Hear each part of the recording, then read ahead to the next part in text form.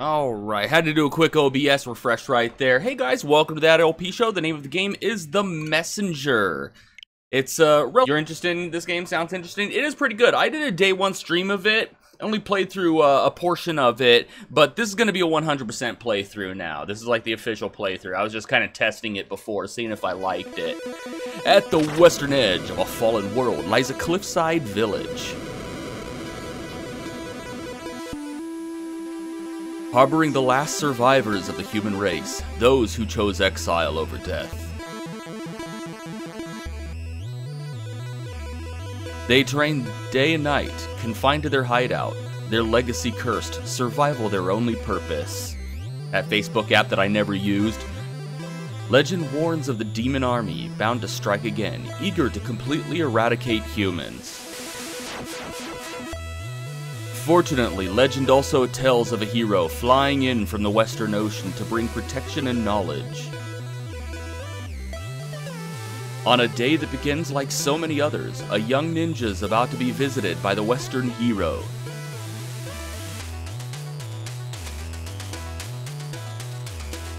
And sent on a perilous journey into this merciless world to carry a scroll paramount to the clan's survival. So there you go. We're the world's most kick-ass mailman ninja. The audio mixing on this game is a little bit loud. I did some tweaking of my audio settings to see if I can do something about that. So hopefully one isn't drowning out the other. Okay, yeah, Naruto and Ryu, whatever. I went with, like, ninja names. I don't even know what I want to name them. Let's see, something Japanese sounding. Shite,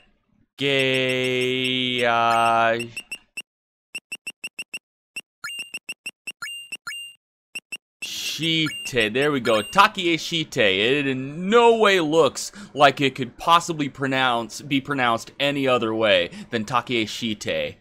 We'll go with that.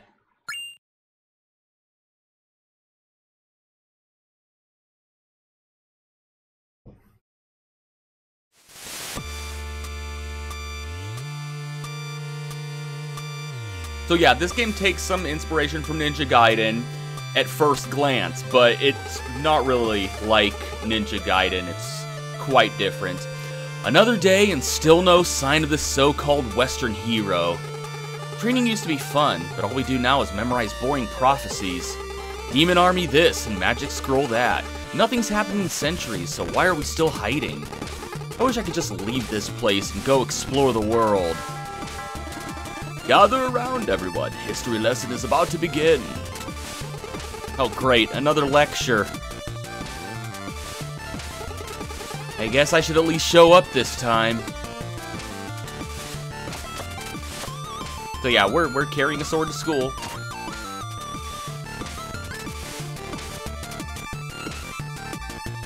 Genji Takorama. Yeah, I don't think that would fit. Right on time to try the new course. Show us your cloud step technique. Jump, hit, jump. So yeah, this is the main gimmick of the game, the cloud step. As long as you have something to hit, you can pretty much jump infinitely as long as you have something to hit. Because every time you hit something, well, mainly like a target or something, then you'll be able to refresh your jump every single time. Well, look who decided to grace us with their presence. Have you done your reading? Ever the rebel. What's the point? All we do is rot in this hideout anyway. I see that the importance of our ancestors' wisdom is lost on you, but let me assure you that the threat of the demon army is very real, and should they...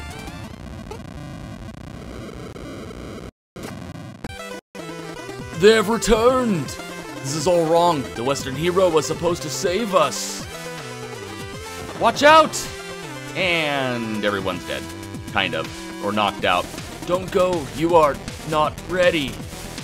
Yeah, well, there isn't anybody else ninjaing around here. Burn it all! Bring the humans to their knees. Not so fast, big boy. Called him big boy. Oh, and who might you be? Are you really all they've got? Pathetic. Prepare to die. That sound. Impossible.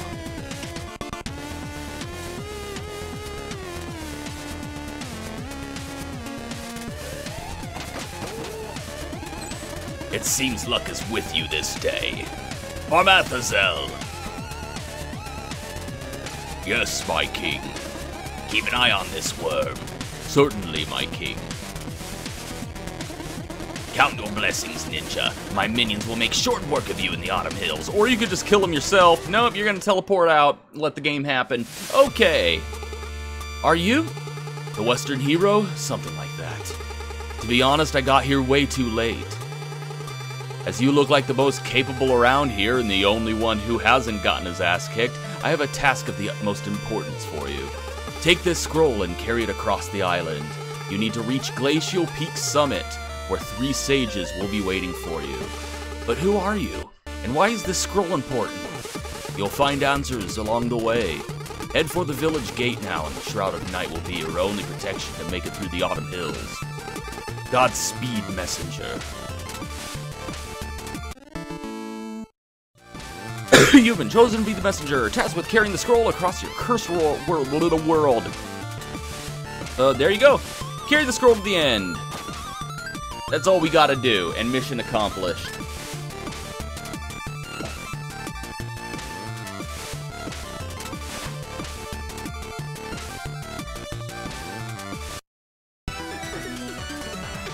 Autumn Hill Zone, Act 1.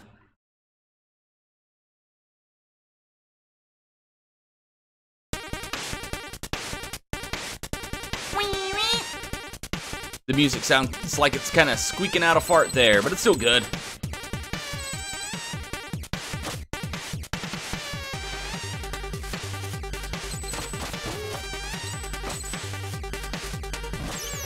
Whoa. We'll be able to deal with enemy projectiles shortly.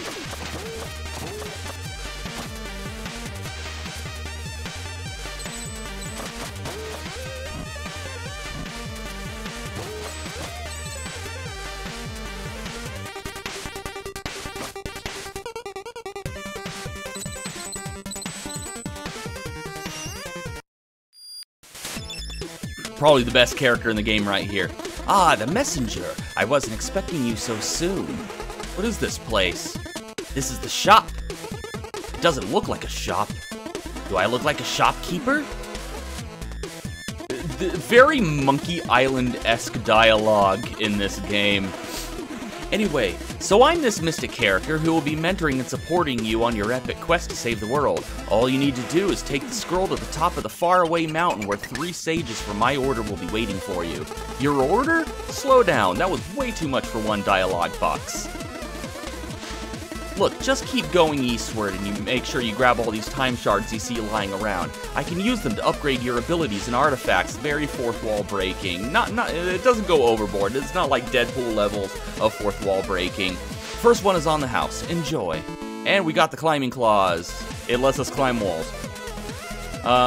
Sure, I'll upgrade. Yeah, I definitely want to get Strike of the Ninja. Go after this first, it will make parts of the game way easier, make the whole game way easier. And we can also chat with him, and I'm going to do that because there's some pretty good dialogue in this game, and it would be a shame to skip over it. So, climbing claws? Oh yeah, you can press against walls to cling to them and climb at your leisure. Makes sense. The way everything looks, it just felt like I should be able to do that. Yes, that's why John Gaiden invented them decades ago. So there's your Ninja Gaiden reference there. Who's John Gaiden? Never mind, just an acknowledgement I needed to get out of the way. I don't get it. Some will. What is this place? Seriously though, where are we? Curious, are we? In time, you will come to realize that the question is not where, but when. That's it?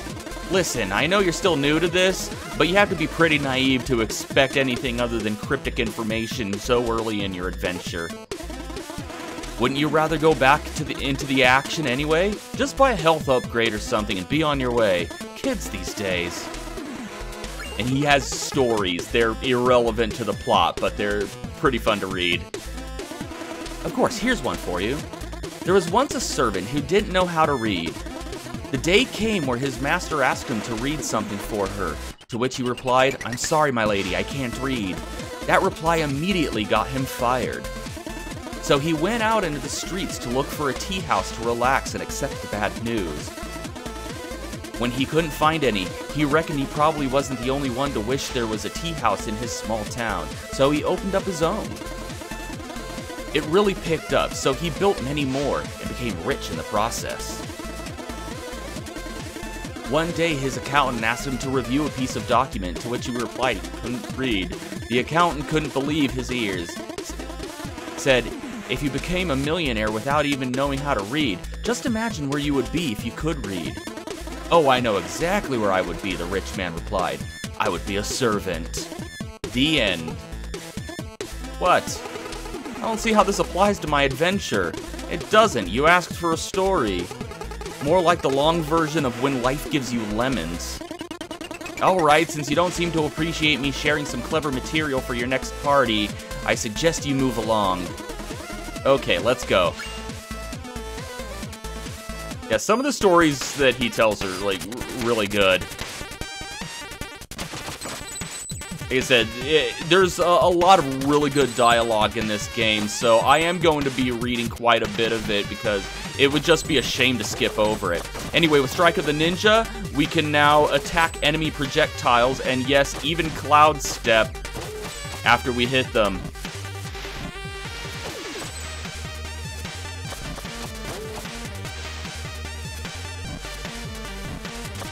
Oh, that was bad. That's fine, that's fine. There we go.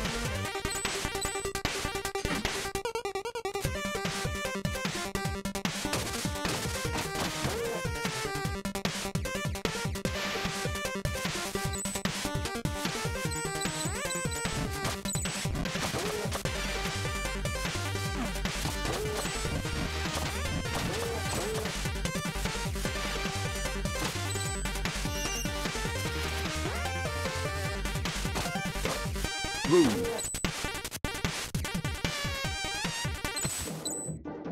I always liked this effect right here. When you go into the water, it muffles the music. It's almost as if the ninja himself can hear it.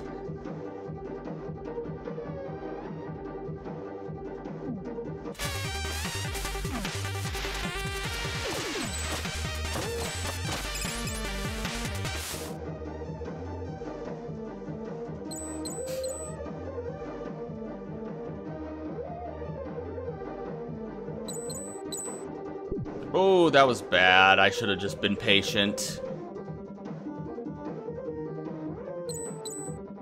Yeah, can we not die in the first area? That would suck.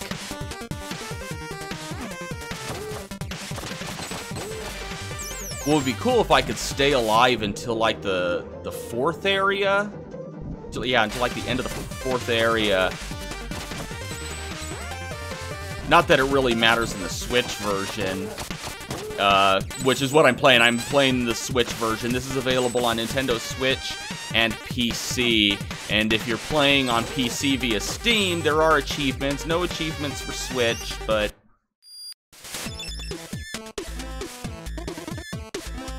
Yeah, let's go for second wind.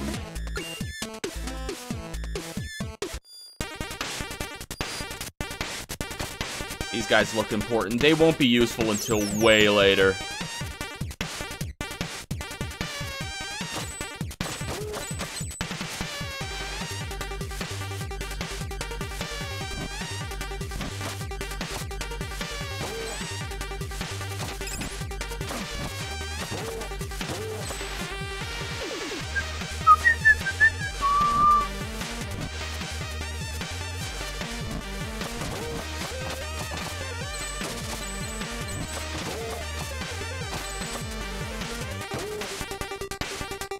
Ooh, you know what? Yeah, let's go back and make one of those enemies respawn.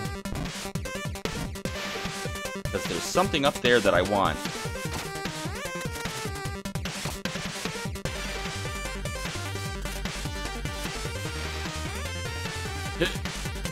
Ooh, there we go.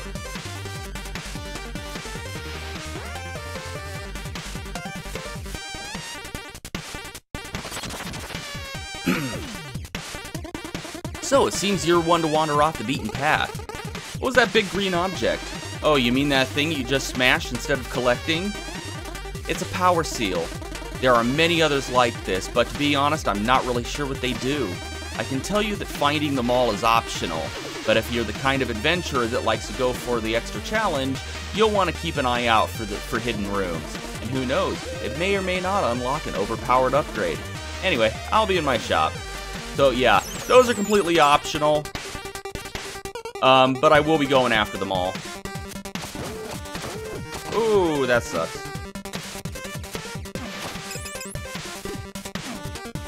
Don't die, Mike. Not in the first area.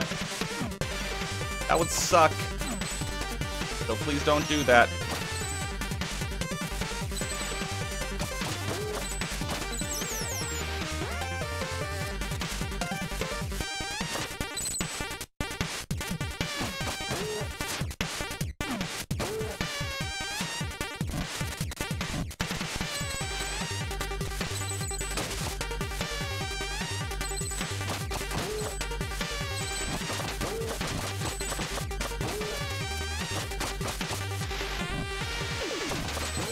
So yeah, there's an obviously hidden passage right there, but for the sake of keeping a good flow going, I'm just gonna skip past it right now. We will end up going back later,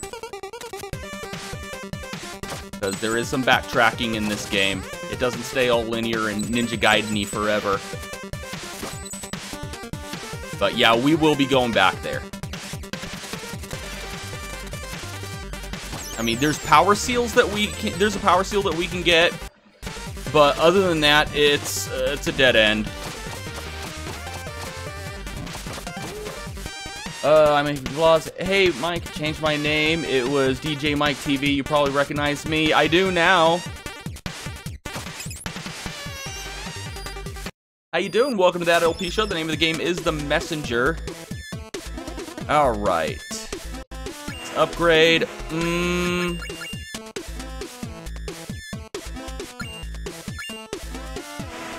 Nah, I think I'll wait. Let's chat. Looks like you're almost at the end of this area. Did I forget to mention that there's a giant leaf monster guarding the exit? You did.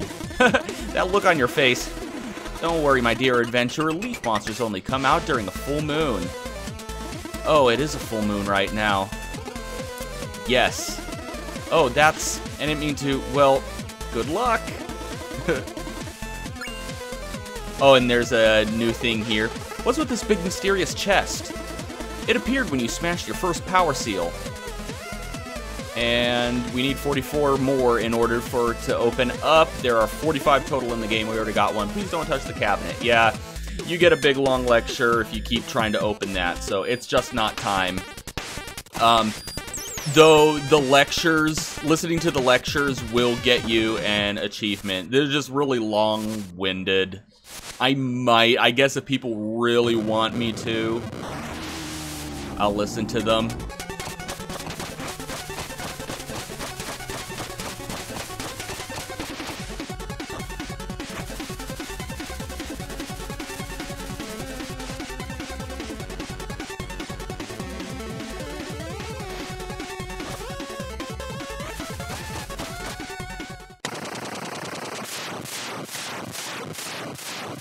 bosses do get harder.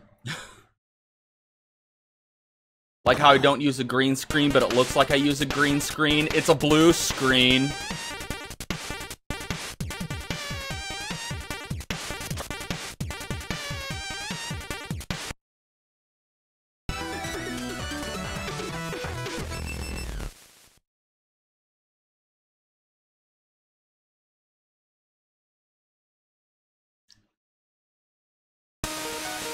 Okay, Forlorn Temple.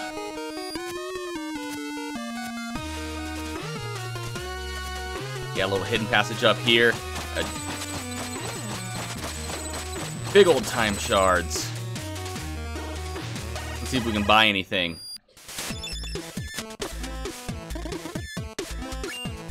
Yeah, I'll get the underwater dash. Oh, let's chat with him. What do we got here? Forlorn Temple, huh? That's a sad one. How so? Haven't paid much attention during history lessons, have you? Adventurer types rarely do. I get it. So the short of it is, that four-headed monster who would have killed you earlier if that cooler-than-you hero hadn't intervened, that's the Demon King. He brought his armies to the human realm many centuries ago and destroyed their stronghold, forcing them to retreat into hiding. And he's been sitting on their throne ever since. You mean this is all that is left of the human legacy? For what it's worth, I'm sorry. No way, I will go and take down that Demon King right now. You wouldn't be the first to try. Well, I can't just stand by while some evil monster gloats over my people's misery. You are still too weak to consider taking on even his second-in-command. I'm going. I bet you can't even make it to the entrance without falling into the pit. Watch me. Oh, I will.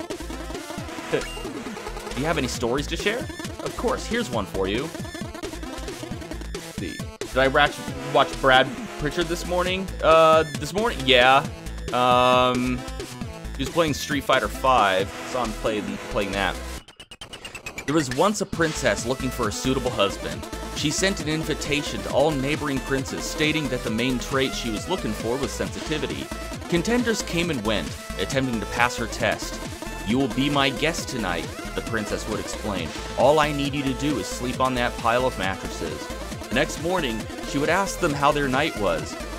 I had the best sleep of my life, each would reply, confident they had proved they didn't fear the dark, or that they could be easy guests. They were all promptly dismissed. One day, an especially sensitive prince reported he couldn't sleep at all.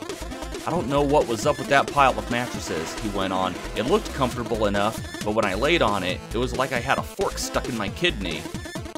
They got married the next day. Oh, everyone knows that story. There was a pea underneath the pile so that someone who's extremely sensitive wouldn't be able to sleep. Yes, but have you ever heard of what happened after? For the first few weeks, everything was amazing. The prince would always complain. Just the guy she asked for. When the soup wasn't too hot, it's the cutlery that was too cold. When the music wasn't too loud, the paintings were uninspired. And when the clothes weren't itchy, the poems were predictable. Until one day, just like that, it dawned on the princess that she was in a toxic relationship. Nice twist to this story. Not only was her husband a drag, she had voluntarily picked him for exactly that reason. It dawned on her just like that, how this whole love story was nothing more than two puzzle pieces whose dysfunctions matched like puzzle pieces. But it was nothing more than two people whose dysfunctions matched like puzzle pieces. I kind of blended the lines there. Incredibly humbled by Regal standards, she realized that she was the only constant in all her problems, delved into personal growth, then got a divorce. She lived happily ever after. The end. Nice.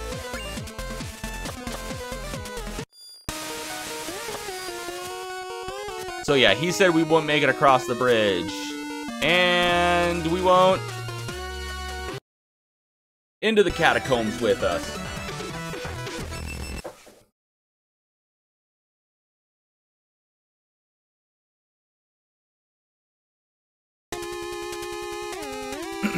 Hey, little guy. Oh, you scared me. I thought you were an undead. What kind of creature are you? You've never seen a phobikin? Phobikin? We are a tribe of builders, technically very hard-working. But every one of us is cursed by a unique fear which we are named after. What's your name? Necro.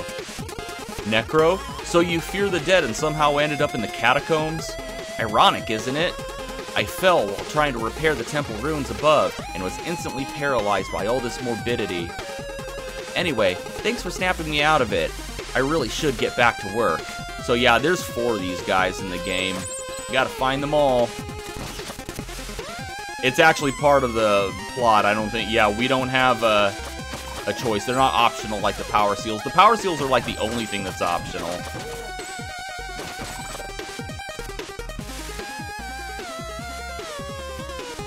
I'm not, I don't know, I don't really concern myself with stuff like that.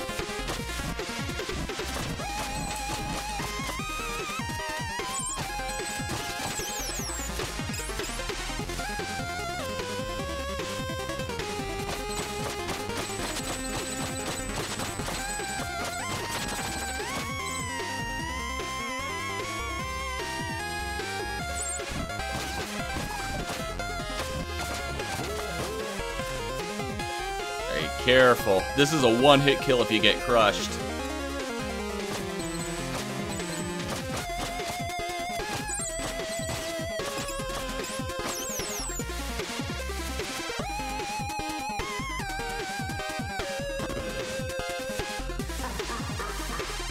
Hello, necromancer guy. Yeah, we gotta kill all these guys in order to open up the wall right there.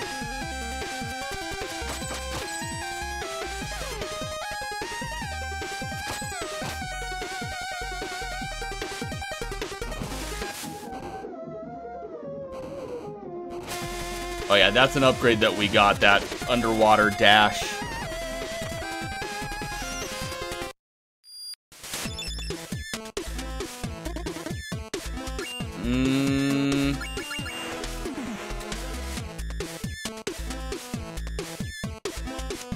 I think I'm gonna hold off on that.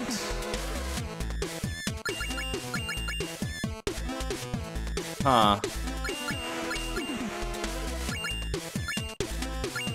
You know what? I'll get these. But other than that, I'm gonna wait on further upgrades because I want to be able to afford that when I get it. Hey, you made it to the catacombs. Okay, anything I should know? Not really. It's pretty standard stuff. Skeletons and bats. Oh, evil wizards too? You bet. A necromancer even took over. Spooky. Cliched. I suggest you get this area out of the way. There are more original ones lined up. They actually make fun of the fact that a catacombs area is kind of a stereotypical area in a video game. You put your Twitter link in the chat. I mean, I guess if you really feel compelled that you need to do that. Hey, how did that epic raid on the Demon King go? Oh, he thanked me on Twitter for the raid. There you go. Did you manage to save the world and restore your people's honor? It's not fair. The bridge was in shambles. Well, we wouldn't have much of an adventure if you faced off against the big villain right away, now would we? What do you do here? I study magic. Can you teach me? Not really. Why not? Because you're not ready. Ready for what? For magic. Come on, you just asked. No, but I meant, believe me, learning magic is a lot harder than following a conversation. There was once a poor old lady who had nothing in life, save for a small shack and a pear tree. Her name was Madame Misery. Her whole family ate misery, and sometimes there wasn't even enough misery to go around. One day she was visited by a starving beggar who asked whether she had any food to spare. She didn't, but her heart was as big as her situation was unfortunate. So she served the beggar a few clumps out of the tasteless broth she had simmering, then invited him to help himself to a few pears. The beggar removed his cloak, revealing himself as a deity. He was disguised as a beggar to see whether there was any kindness left in the world. Touched by Madame Misery's generosity, he offered to grant her a wish. Let me guess, she didn't want anything. It's a moral about living frugally. No, this is good. Let me continue.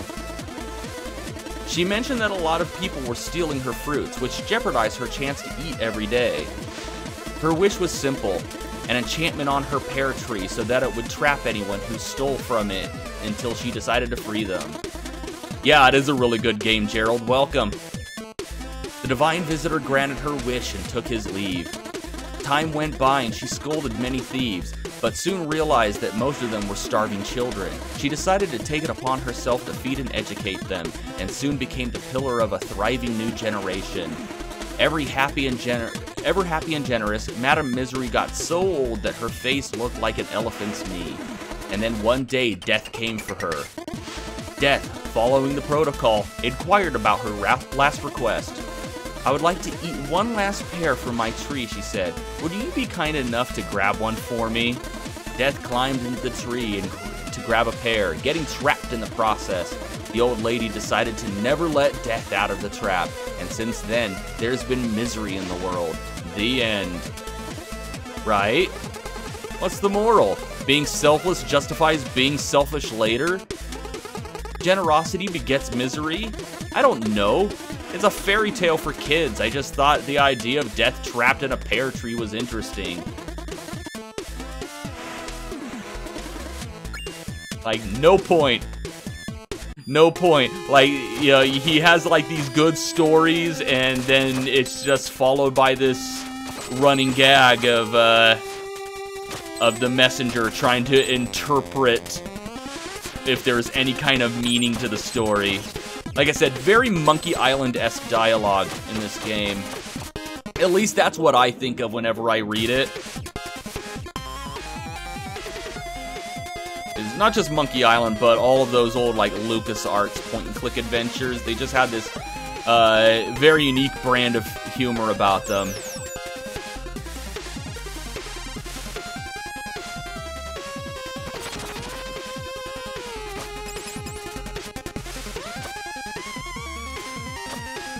By the way, guys, I recently reached 3K. I didn't do anything for 1K or 2K. I don't know, it just... I don't know, I was thinking of just playing Sonic 3 and Knuckles. I was like... I'm like, oh, 3K, Sonic 3 and K. That I could do that. I was thinking of actually playing the Sonic 3 and Knuckles mod. Sonic 3 Complete, which is pretty much just Sonic and Knuckles, but made with, like, tweaks to be where, like, as it was originally intended to be. You know, before it got split into 2 games. God damn it.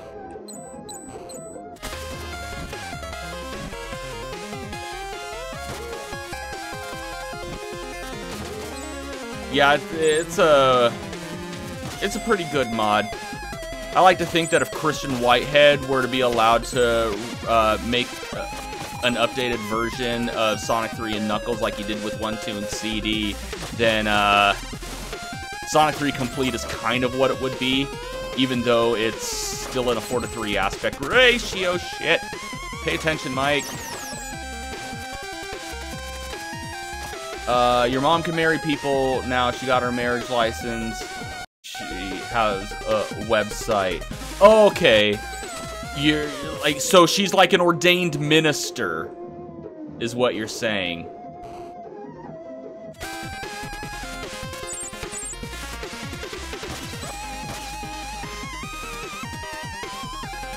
It's not like she's allowed to like marry other people together.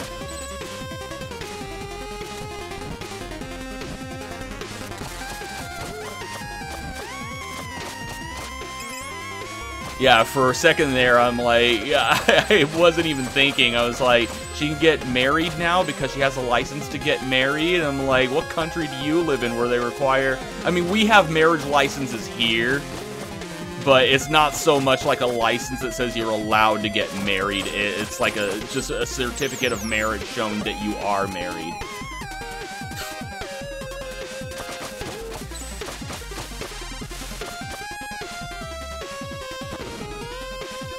Yeah, my nephew can actually do that. Ugh, I hate these guys. Especially when they hide behind shit. I mean, I can get to these guys pretty easily, though. Boom, there you go. Sometimes they're in really annoying out-of-reach places, and they just become a nuisance.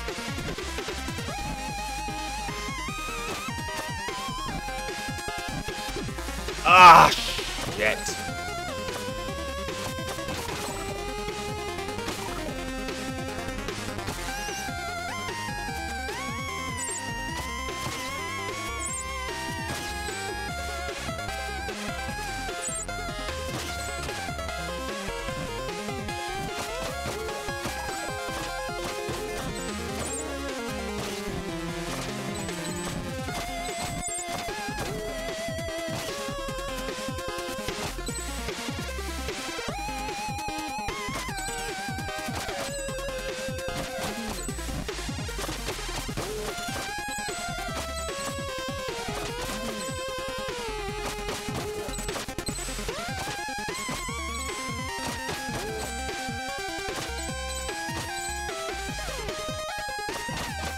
You have trouble spelling, you'd not be able to say what you said. What did I say? Like, she's an ordained minister?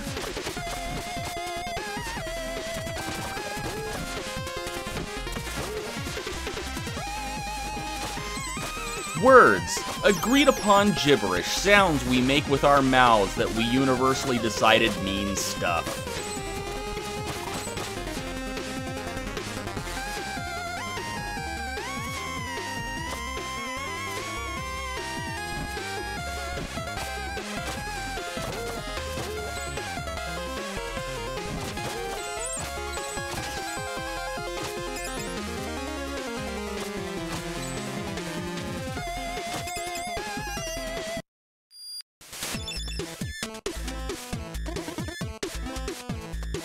Hey Irving, welcome to that LP show. The name of the game is The Messenger. No, I'm gonna wait on that. You see me? Yeah, I'm right here. I'm on camera, of course you do. I believe you have already reached the Necromancer's doorstep. Any advice? Very little is known about this villain. Okay, so no advice. Dodging anything that looks like evil magic would be a good start. Wow, great help. Well, I also recommend looking at my inventory for any useful upgrades. I really appreciate all the support. Look, the Necromancer is a newcomer. All we know for now is that he plans on taking over the world with his undead army. All we know? Sorry, I meant all I know. I'm totally on my own here. If you didn't, you have autism, which is why I have trouble spelling. No. Autism doesn't make you lack academic knowledge. You can do it. You can do it. No excuses. Learn, educate yourself. You can do it. Don't let that hold you back.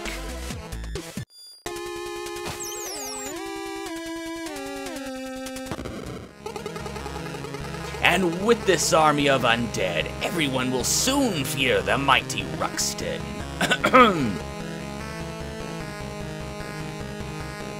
What now?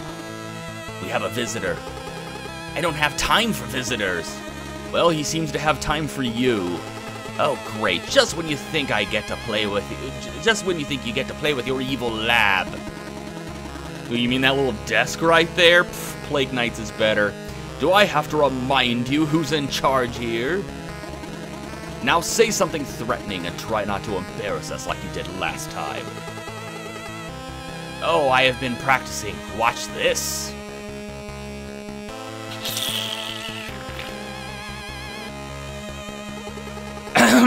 Who dares enter my lair? Uh-oh, is that the messenger? Looks like it.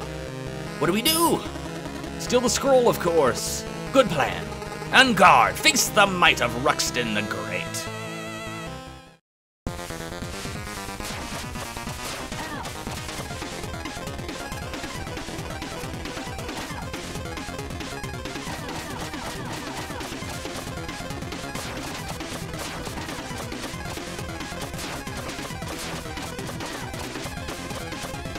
Well, I guess dodging anything that looks like evil magic would be good advice if I didn't have Strike of the Ninja. By the way, again.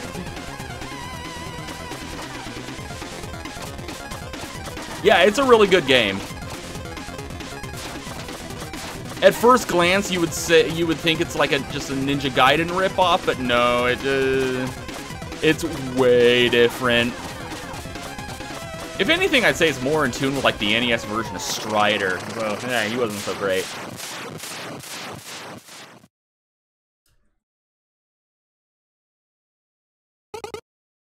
I yield. Wait, I don't. It's over. This evil thing is clearly not working out for us, no matter how many skulls we slap onto ourselves. Any suggestions then? I'm listening. I don't know, just something else. Like what? Ninja Gaiden ripoff, you love the pixels. It rips off more than Ninja Gaiden then. Introspection would be a good start. What has all this brought us, really? Ridiculous. I'm sticking to evil. Oh yeah? And how are you going to accomplish anything if I'm not carrying you? Well, I could. Yeah, that's a good point, actually. It's settled then. Carry on, messenger. We promise not to cause the world any harm. Oh, he looks sad now.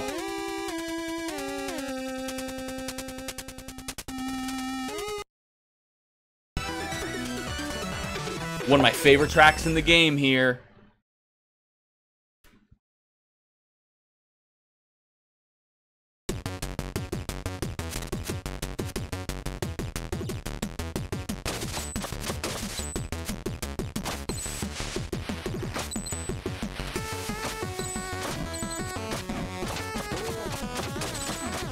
Run, run, ninja, run like you got run. Run, run, ninja, round. You got the bullet runs. I'm like slurring it. It like, you ever like make up like song lyrics in your head when you go to actually sing them out loud? You just like fuck it up.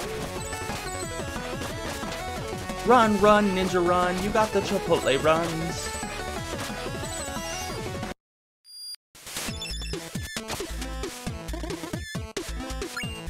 Not saving money. Bamboo Creek. That must be a sight for sore eyes after your trek through the trek in the catacombs. Sure is. Do make the best of it. This place is as close to a day off as you'll get on this adventure. I'll try. I just didn't know something so cheerful existed. I guess that says more about your mindset than about the world. What are these crystals I'm collecting? So you're a touch the identified magic object first and ask questions later kind of guy. They're time shards. I can use them to augment your abilities. How does it work?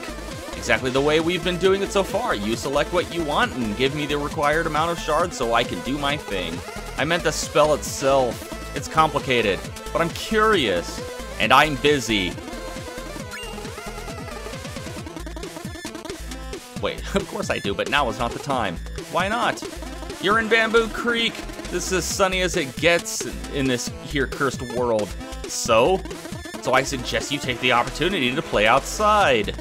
Bye now. So we don't get a story. Yeah, like I keep saying, it's very, very. If you're familiar with like any Monkey Island or any of the LucasArts point-and-click adventures from back in the day, then the humor might strike a similar nerve for you. Run, run, ninja, run like a ninja when you have the runs.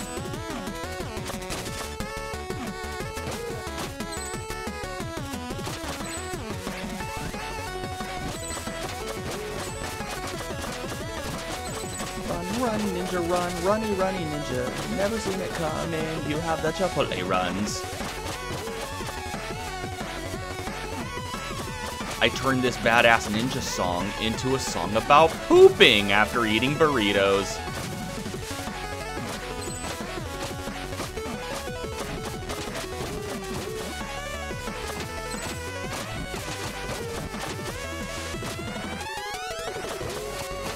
Do love the set put.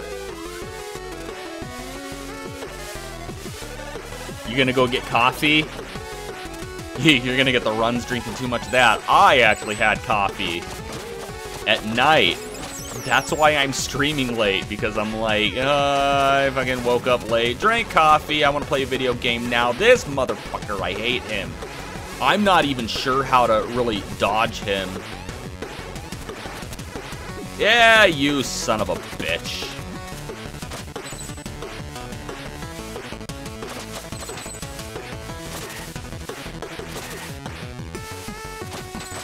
I mean, there's an item later that makes dodging him easier. You can't kill him.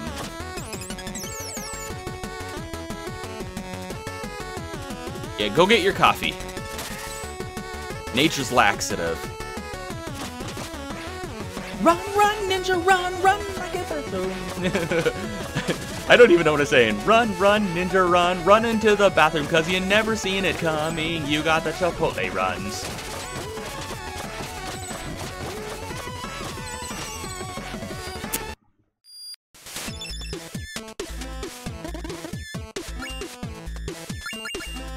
Okay.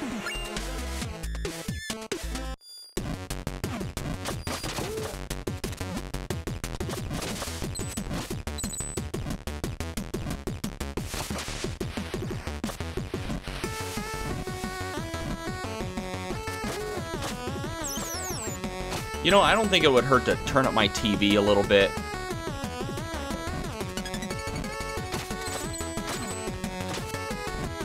The game is kind of loud, so I was worried about audio balancing issues. Oh!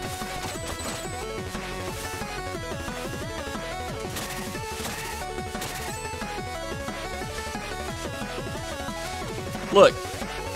Like, he even, like, he knows someone has the Chipotle runs because he's running like he smells something.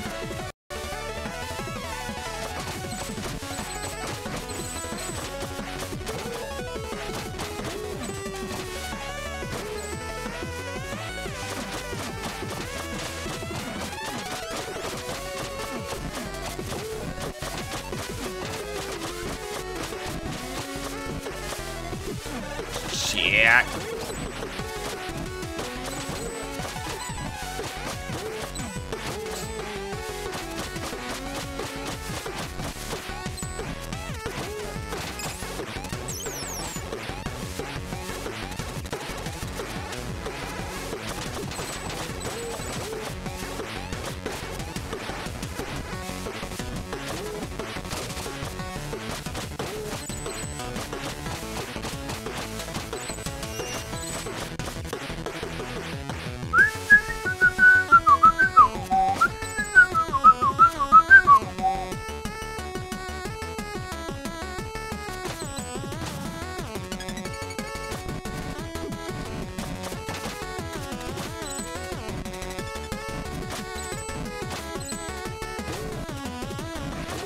Whoa.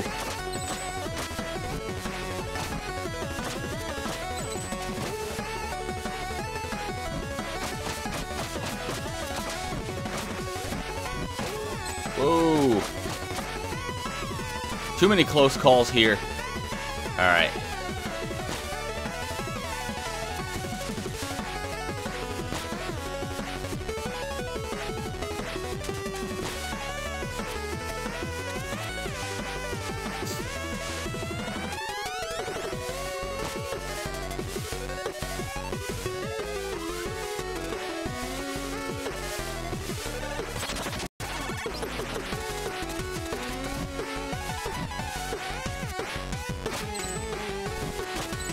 Probably just being greedy here, but I want to get all these lanterns.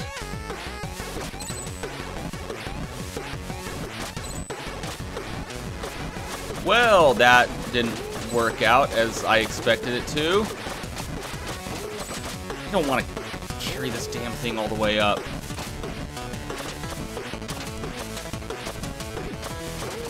Okay, come on, Cloud Step better, Mike. I know you have the hang of it.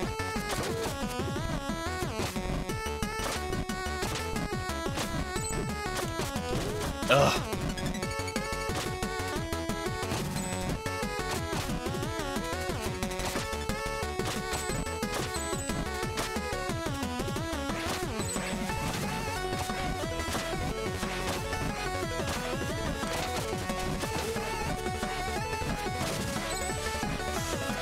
There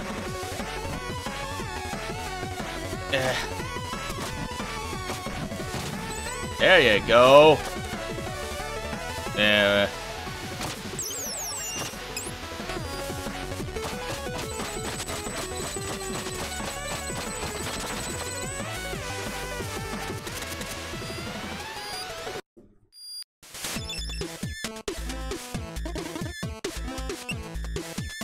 Oh, hold on. I need to point this out.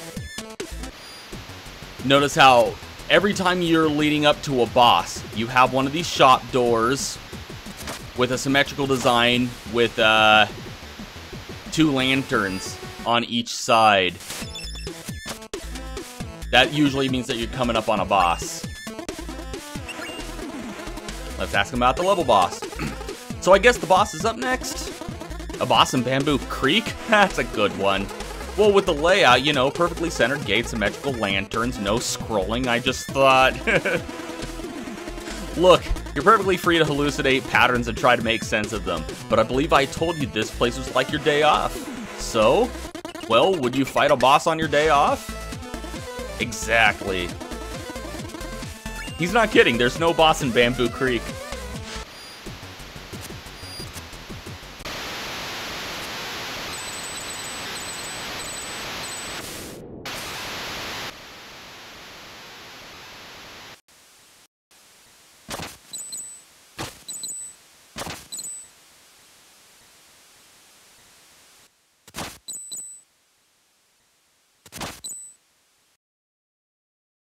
Alright, Howling Grotto.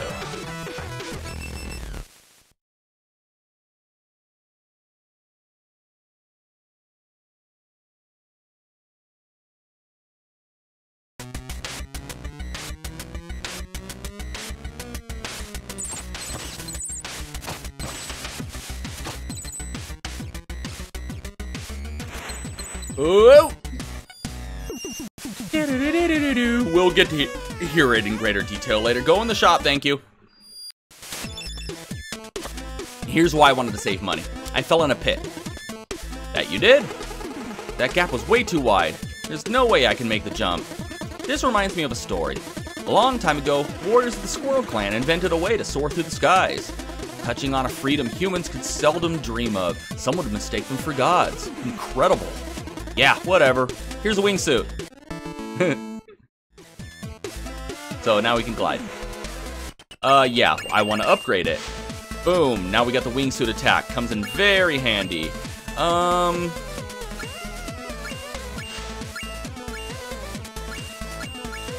Yeah, might as well upgrade to this now.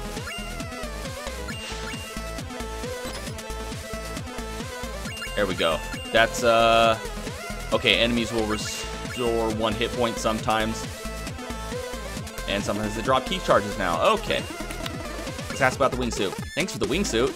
You bet. Don't forget to try it out by pressing hold and B while airborne. Why was it free and not the other upgrades? Because it was mandatory to your progression. You can't save the world if you're stuck in a pit. Will there be more freebies in the future? There's only one way to find out, isn't there? What do you mean? I mean you should carry on with your quest while letting your heart know for sure that this here cursed world and its inhabitants have a lot of surprises left in store for you. Welcome to the Howling Grotto. Do people live here? Some cave-dwelling creatures used to, a long time ago. They built structures from the streams of emeralds running through the rock and believed the wind was the breath of a god. Anything I should know? Not really, other than it's gliding time. Well, that wingsuit I gave you? Yeah? Sorry, I don't have enough contextual data. I meant to say something that would make sense regardless of whether or not you had already used the wingsuit to ride the wind tunnels. You're being awkward now. What's wrong with you? I gave you something that virtually lets you fly and you'd rather stay here and chat? Yes, give me a story. There once was a king who had a pretty rough time managing his emotions. Experiencing nothing but extremes, he would always feel either too excited or too depressed, which caused him to never get anything done. Oh, this is about anxiety. Just as he was about to lose all hope of getting his life together and be a viable ruler for his people, he was visited by a traveling relic hunter. To rid the king of his woes, the relic hunter gave him a magic ring, promising that that it would make him sad when he is happy and happy when he is sad. It worked like a literal charm, and the kingdom became very prosperous as a result. When the king passed away, the castle's wizard promptly grabbed the ring to finally try and understand the source of its power. As it turned out, the ring wasn't magic at all. But how could a non-magic ring make you sad when you're happy and happy when you're sad? Any guess? Not really. It had a small inscription that reads, "This too shall pass." Whoa, that's deep. It's more than deep. I just gave you the cure for anxiety through a fairy tale. Thanks, shopkeeper. Hey now, don't push it. Pay attention to that. I mean, that was actually a good story. Pay attention to that. If you're feeling, you know, anxious or depressed, just remember that it'll just go away. With time, it'll just go away. Just, you know, keep doing what you do. Keep living life. I mean, you might need medication, and that's fine, but, you know, you just gotta keep going.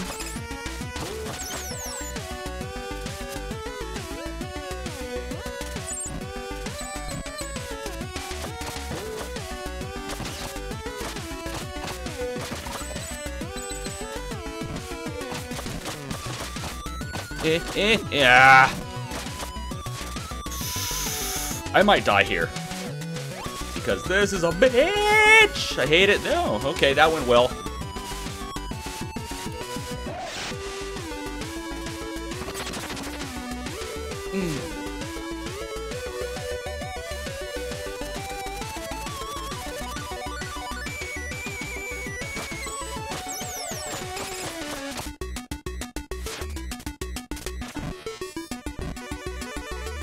I think if I could make it to the next area without dying, that would be friggin' awesome. Because if you're playing the if you're playing the Steam version, there's actually an achievement for doing that. I won't get an achievement here because I'm playing the Switch version, but it'd be nice to know that if I was playing the Steam version, I would be able to get that achievement. Whoop!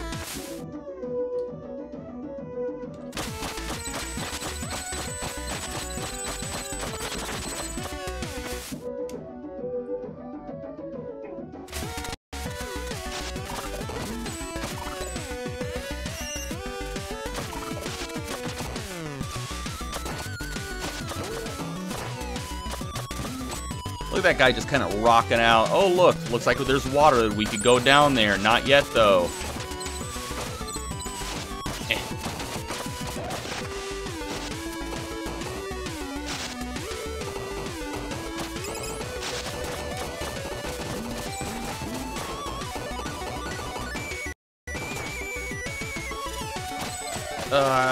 Get out of here, stupid wizard.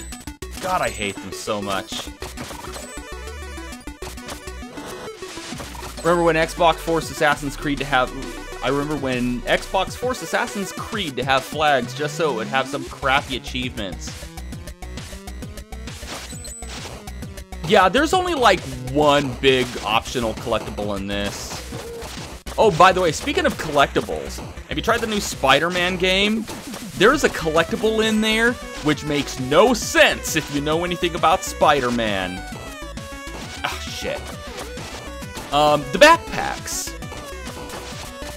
You're able to collect backpacks that Peter like left stuck to walls with webbing when he was in high school.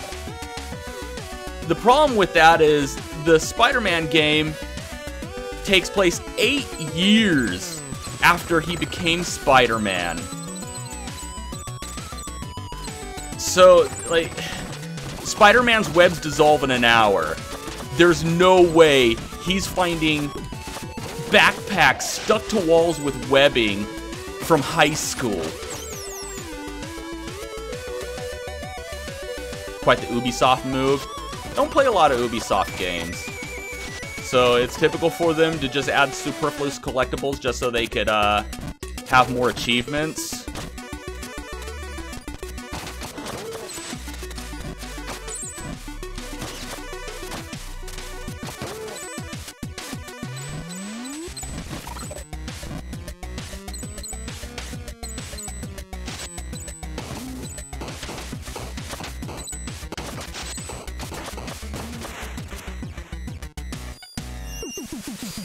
$250,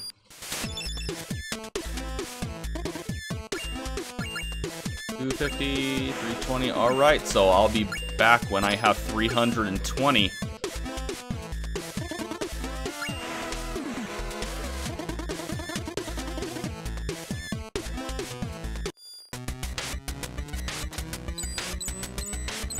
Also, or Chaos, hey, I didn't say welcome to that OP show. Welcome to that OP show. The name of the game is The Messenger. This is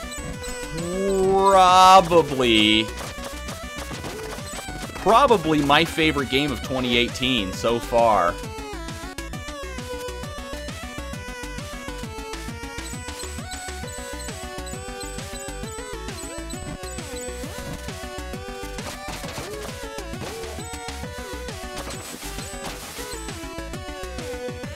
All the towers and backpacks in Spider-Man PS4, however, as made by Insomniac, I think. I think the new Spider-Man game? I think the new Spider-Man game was by, it was in-house by Sony. Sony Creative Interactive Studios.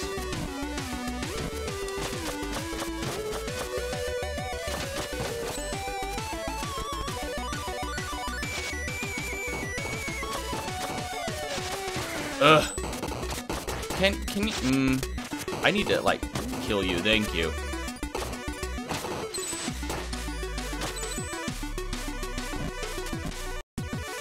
Hey, it looked like there was something there.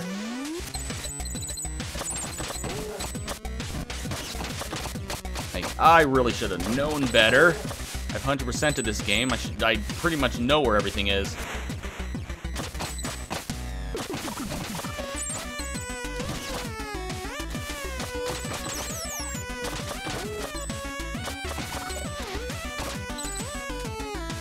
Yeah, the backpacks in Spider-Man don't make any sense to me, because he shouldn't be finding those. Because his webbing should have never have lasted that long.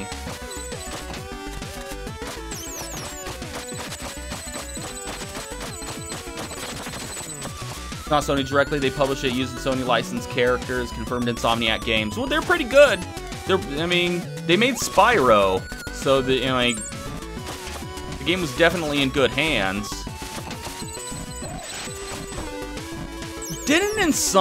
Wait a minute, didn't Insomniac make, like, the old school Spider-Man PS1 game? Was that Spider-Man? Was that Insomniac? Because I remember I loved that game.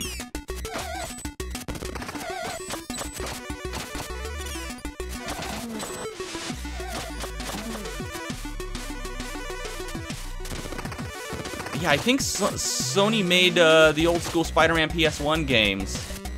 Spider-Man and Enter Electro.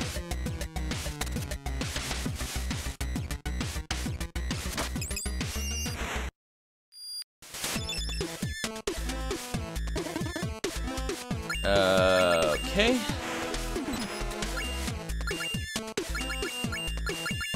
Alright, we're coming back here whenever we unlock that, I guess. Let's see, what do you got for me? Chat, level boss. Well, I hope you're up for a challenge. Why? Because something big is up next. What? Well, let's just say you're about to fight someone who understands that the best defense is a good defense. Who? I wish I could tell you. Anyway, your 3 questions are up. Carry on. Since when is there a 3-question rule? Hey, that's 4 now.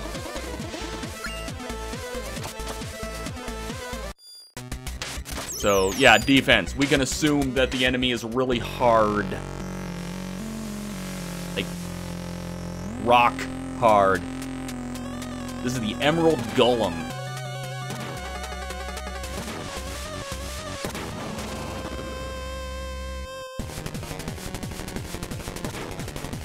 Alright, gotta start out by hitting this core.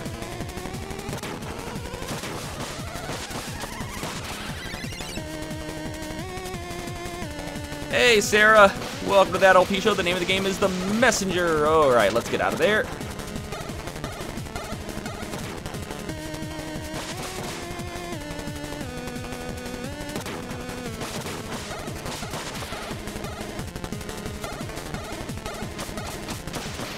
I'll read that in a minute, Org. No, oh, why did I do that? Shit.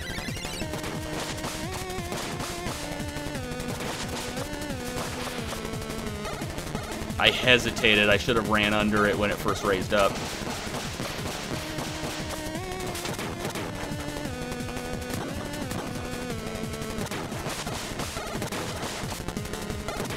Ow.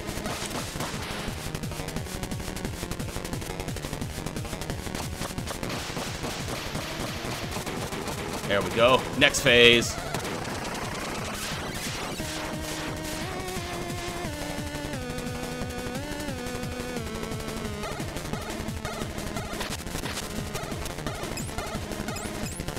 Yeah, plenty of key flying around for these shurikens.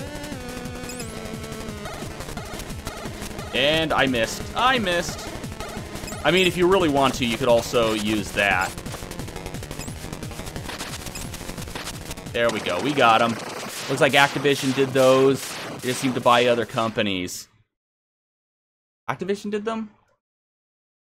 Huh. I mean, they did pretty good. Somebody else, who was the company with the eye? They made the Tony Hawk games. Vicarious Visions, that's who I'm thinking of.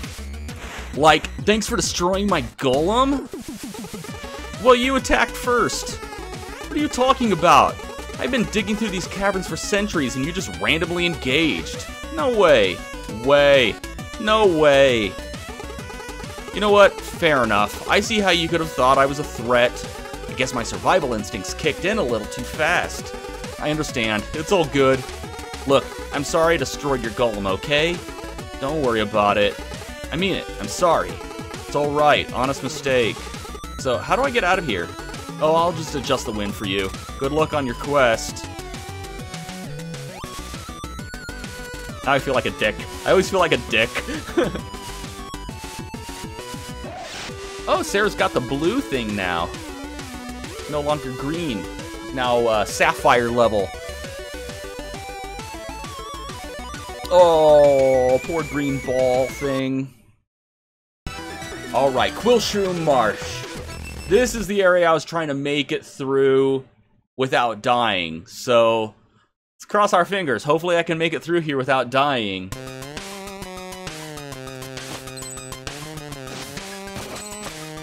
It's a Mushroom Kingdom.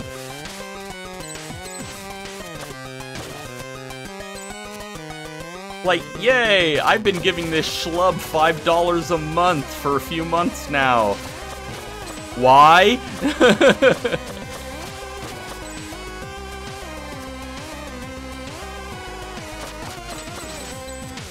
I was so proud when I figured this out during my day one playthrough. I just saw like, oh look, quicksand. I played Mario 3 where I found a secret in quicksand. So I'm going to see if it works here. And it did! The game rewarded me for experimenting with my previous knowledge of video games.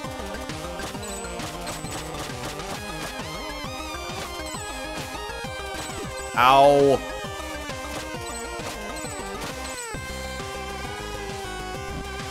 Mario 2?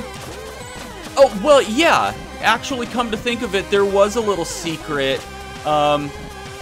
with, Mario 2's quicksand, huh? Like, I think it was in 6-2 or 6-3. Yeah, I think it was in World 6. It was in World 6, and you would start the level and go through the quicksand at the beginning for a shortcut to the boss, but I'm thinking more of a shortcut through, World 8-2, to skip past, like, the segment with the sun in, Super Mario 3.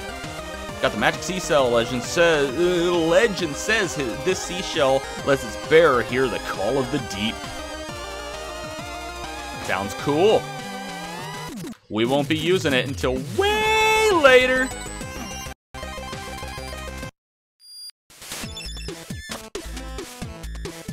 But yeah, now that you mentioned it, I do remember Secret in the Quicksand in Mario 2.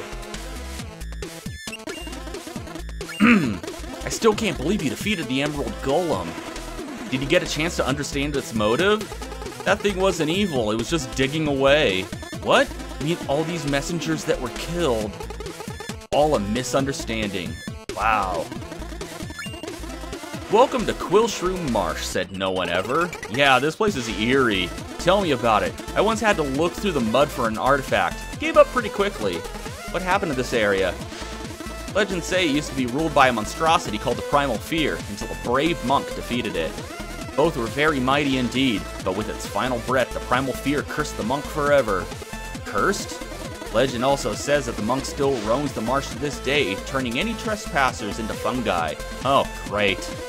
No one knows whether any of that is true, but yeah, I'd pick up the pace if I were you.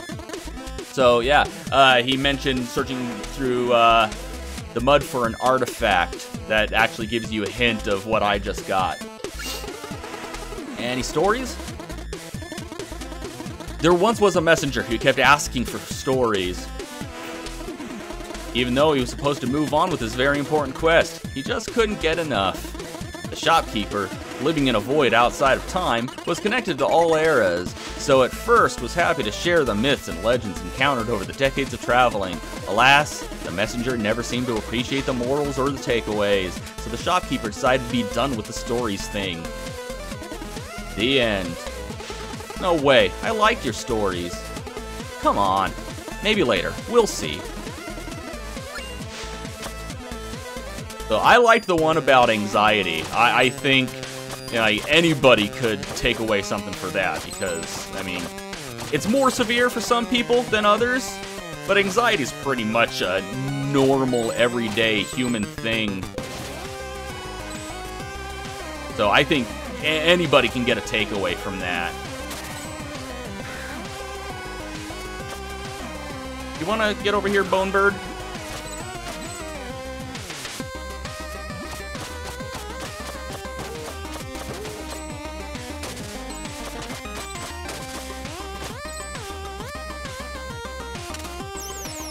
Ah, you dick.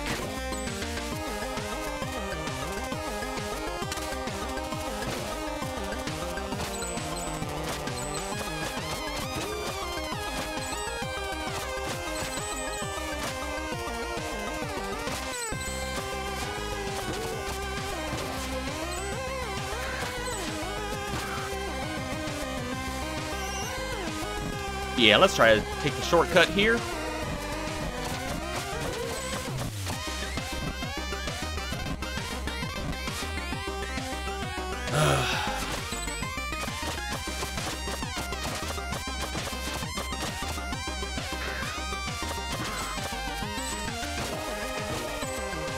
Never seem to find an easier way through that area with the quicksand.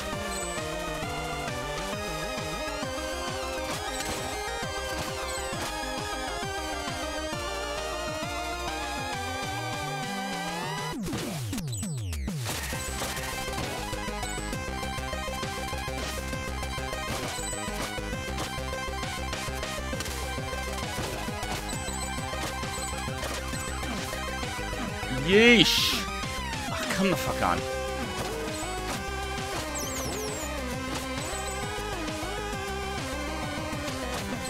I hate any enemy that throws in an arc. I just keep thinking of Hammer Brothers.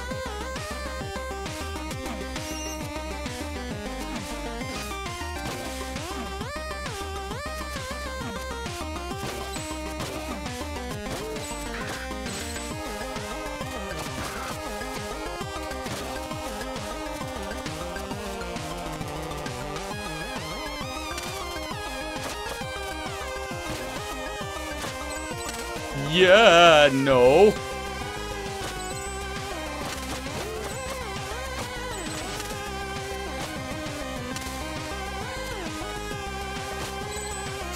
Risky. Let's do it.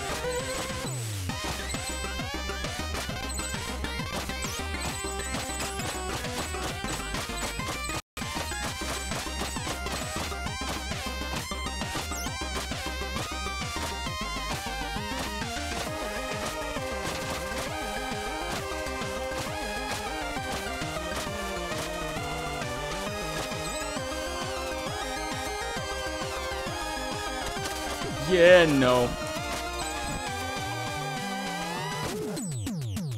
Boom!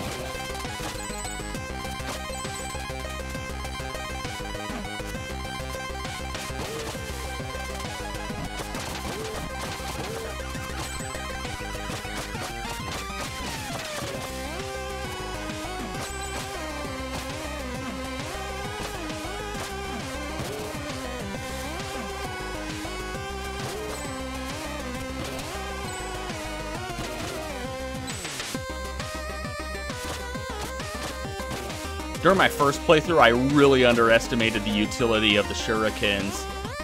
I wonder what the next big indie game is going to be. We really heard about 97% of the others. Apparently, there's some really good ones coming out.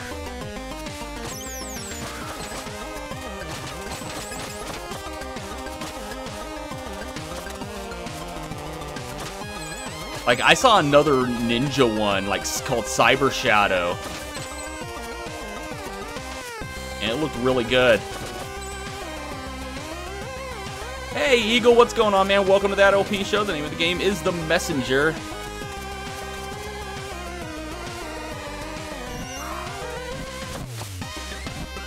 I'm really trying to make it through this area without dying. Hey, Nintagious, what's going on, man? Welcome to that LP show. The name of the game is The Messenger. Just doing kind of a late night stream. I had coffee late at night and got bored. So I decided I'm going to play a video game. And I'm going to play my favorite video game of 2018. Again. Because, yeah, I feel confident saying that this is my favorite of 2018. No idea what this game is, but it looks like Ninja Gaiden. It looks like Ninja Gaiden at first glance. Yeah, very different from Ninja Gaiden, but it definitely takes inspiration from it. Takes inspiration from a lot of games. Oh shit! Like whoever wrote the dialogue, I'm assuming they were fans of Monkey Island because it has a very similar tone of humor.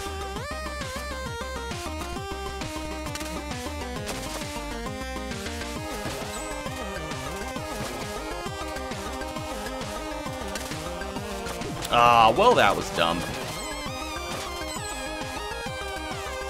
That's fine, though. Here we are. Oh my god, please don't die against this boss.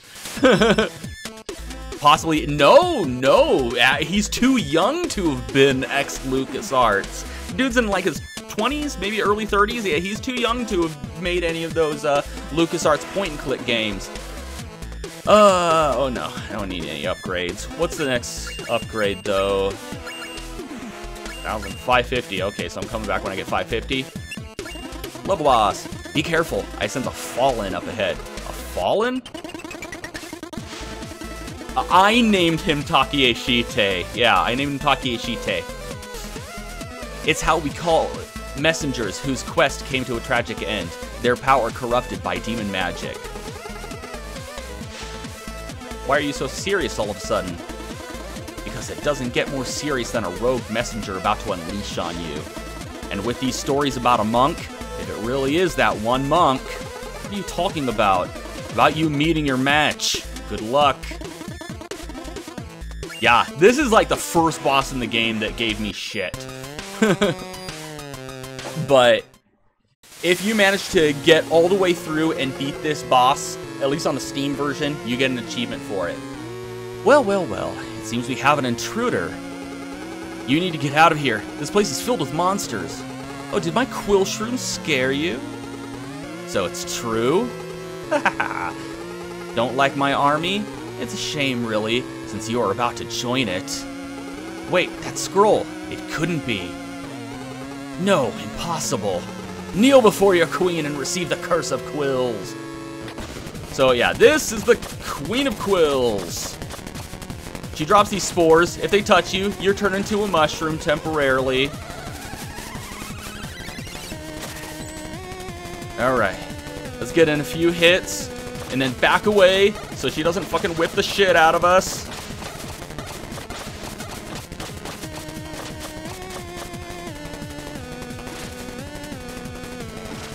Yeah, because she's like fast with that whip.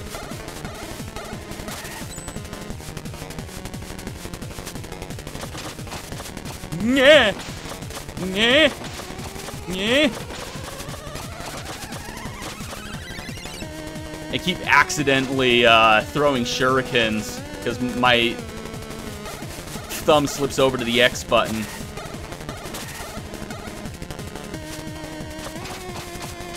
God damn it! That's bad. That took 2 hits. Alright. Boom. Boom.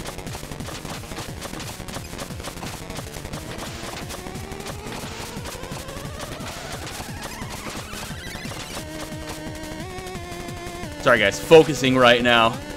I really don't want to die on this boss. Because it's been like a personal goal of mine, even though you don't get achievements in the Switch version. I just want to be able to say that I can do that.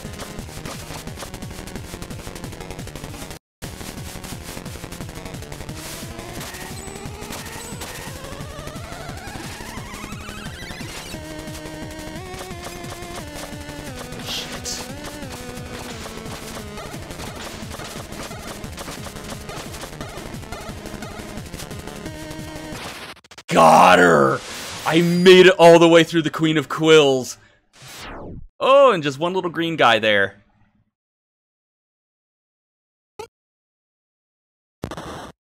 Okay, so that's slightly different. So if you die in this game, there's a little, like, did you see the little green devil guy? You probably saw the red one on the loading screen. That's Quarble. Whenever you die, he pops up for the first time, and then he'll say like, okay, every time you die, I'll bring you back to life, but then I'll follow you around, and any time shards you collect, they'll be mine. You won't be able to collect any new time shards for a while until you've repaid your debt. So yeah, that's Quarble right there in the corner. We haven't met him yet, because I haven't died, but if you have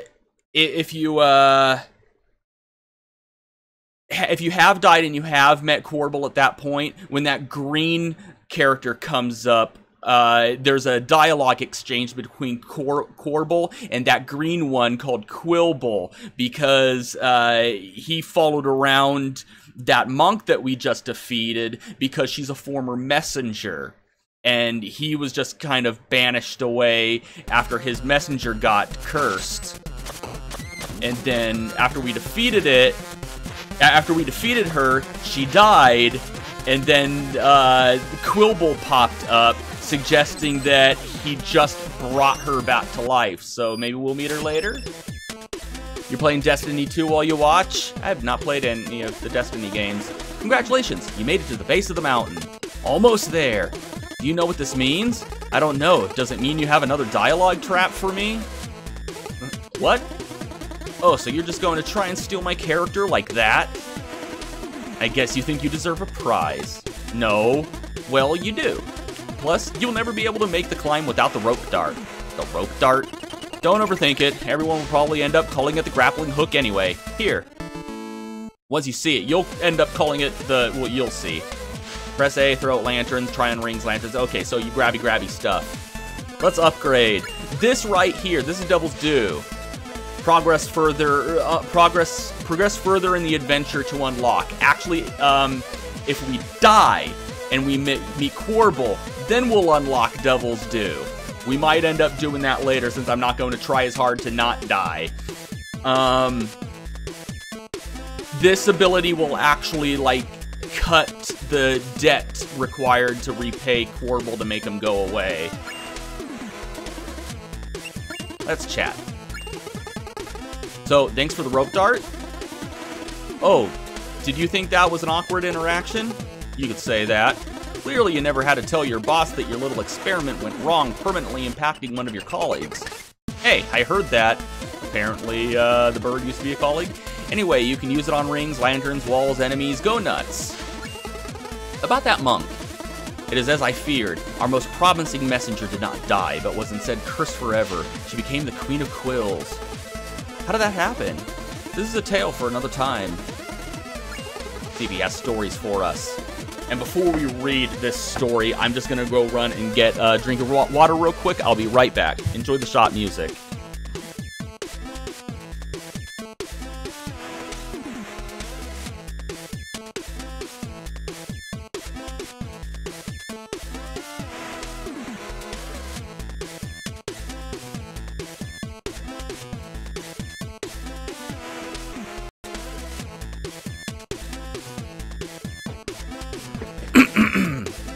Just needed a drink of water, wet my throat before reading some more.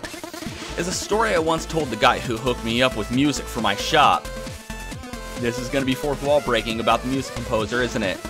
There was once a village struggling to figure out who the werewolf was. People kept dying every full moon, and very gorily at that. One day, a brave young couple decided to venture into the woods. He would be the hunter, and she the bait. As one would expect from such a cliched setting, they got separated, and our hunter faced off alone against the beast near a cliff. After 15 minutes of literal uphill battle, the hunter managed to chop off the werewolf's paw with his axe, just as it was attempting to choke him. The hunter then ran for his life, severed paw still clutched to his throat. By the time he got home, the sun was up, and he found his fiancée bleeding, also badly wounded. The paw on his throat had reverted to its human form, and in that moment he noticed it was wearing a ring he had purchased a few days ago. The end. Whoa, that was spooky. I'm still looking for a title. Any suggestions? What about The Werewolf Bride? Wow, great idea. Really? No, not really. You put the reveal in the title. Wasn't really much of a Anyway, rope dart or grappling hook. Some people are gonna end up calling it the hook shot because look at that. It's totally a hook shot. Anyway. Good God. Okay, don't like completely stop trying to not die, Mike.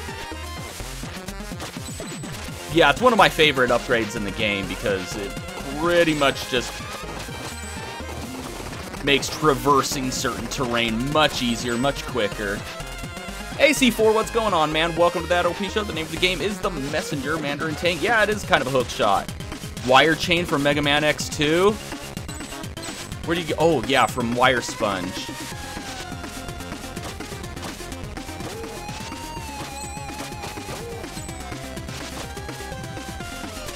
Yeah, don't get the spikes.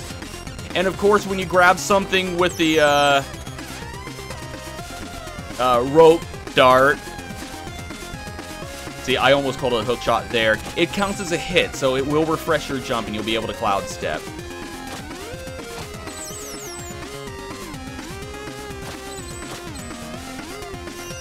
Don't think I can upgrade anything yet. Nope, alright. Coming back when I get 550. Or when I die and I have 400, because then I could get the Corbel upgrade. I might just die on purpose, just so I can get all of the upgrades in the game, because I am going for 100%.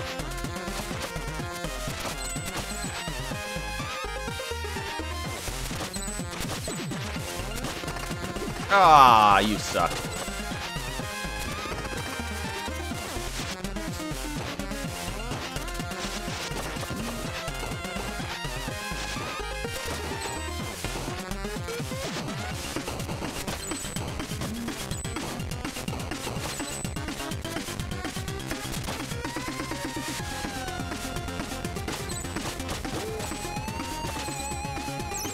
Yeah, rope dart, hook shot, grappling hook. Grabby claw. Whatever you want, really.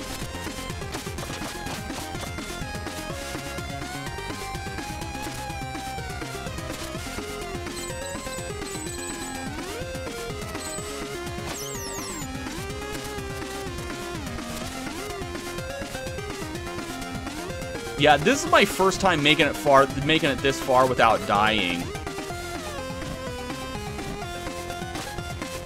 Yeah, I've never made it all the way through the Queen of Quills without meeting Corbel at least once. Why am I doing that? A dangle-majig? Swing-a-majig? No, because you don't really swing. You, like, pull yourself forward. I mean, it's definitely very reminiscent of the hook shot from Zelda. In fact, I dare say that if, the hook shot made its debut in Zelda 2, it would probably work something like that. I'd imagine this is how the hook shot would work in a 2D Zelda game.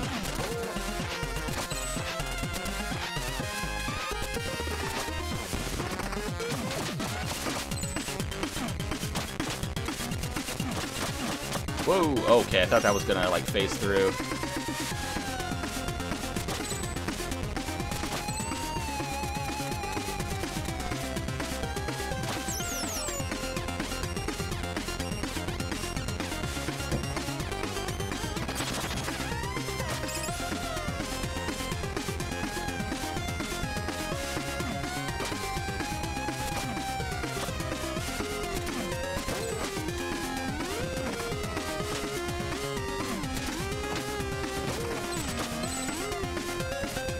Whoa, now.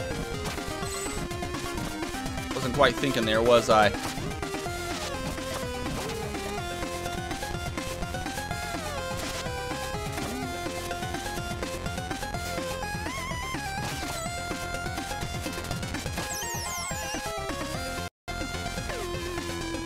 You still gonna dangle? Well, you know. Can your dingle dangle dangle? Can it travel to and fro? Can you tie it in a knot? Can you tie it in a bow? Can your dingle dangle dangle? Can it travel to and fro? Can you tie it in a knot? Can you tie it in a bow?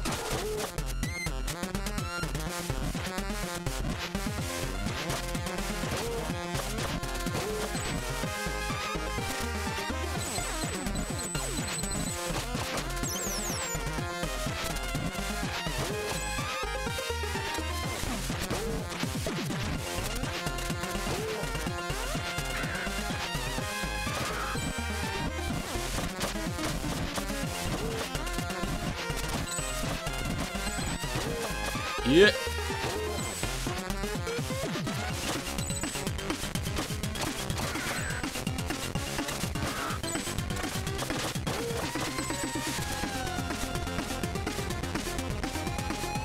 Also Thunderclaw. That didn't work on walls though. Thunderclaw.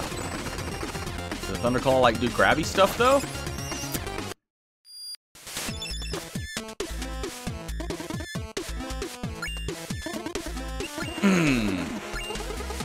Looks like the boss is up. Surely you mean the boss is. Bosses? Bosses. The bosses are up. I need to fight more than one boss here? Well, technically it's more like personal training than an actual fight. What? Ah, don't let me ruin it. Go see for yourself.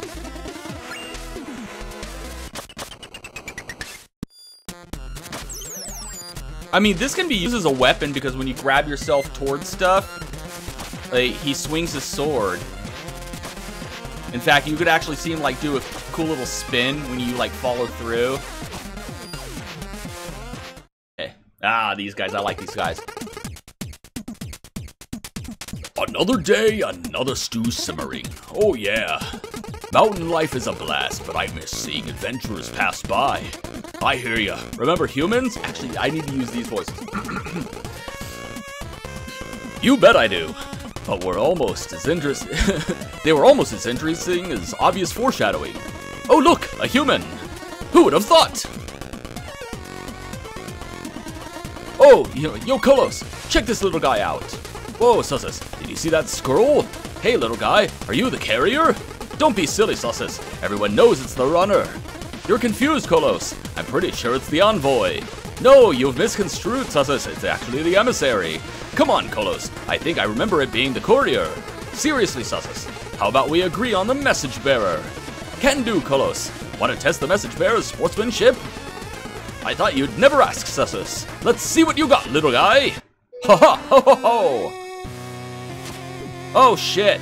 And of course I get hit instantly. Yeah, you can't attack Kolos from the front.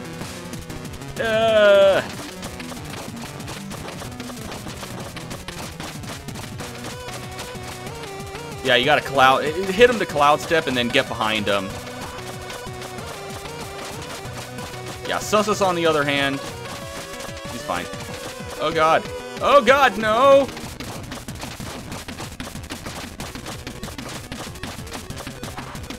Alright, focus, Mike, focus, come on. Don't get your ass kicked by these guys. Okay. I forgot he did that.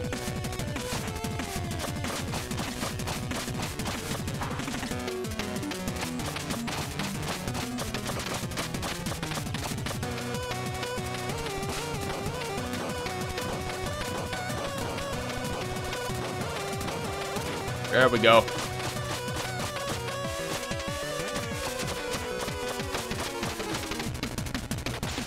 Got a heart tattoo on his ass.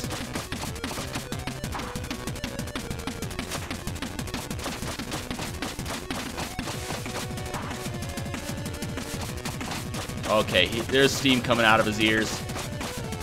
Alright, there we go. They eventually hit each other.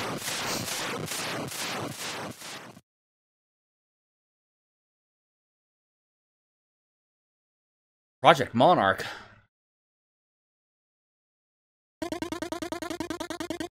Godzilla King of the Monsters. Is that what you're watching? Or are you just...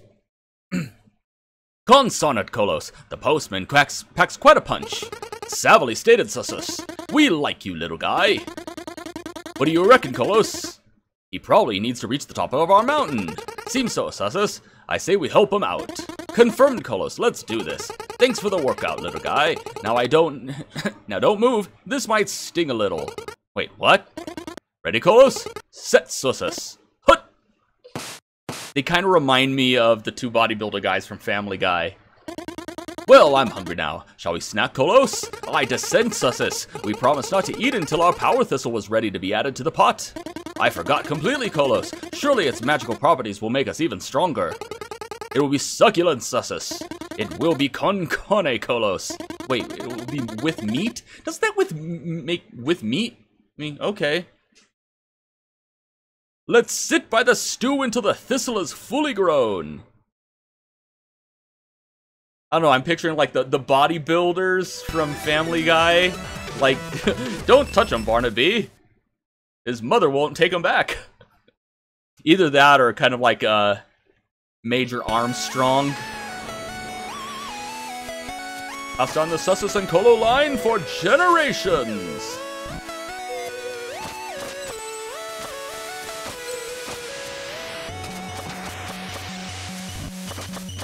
And, oh god, so here we are, Glacier Peak. This is the mountain that the Western hero was telling us about. This is where we need to bring the scroll, to the peak of this very mountain right here. Hans and Franz? No, Hans and Franz are like, we will pump you up. They had like the weird, like, fakey German accents.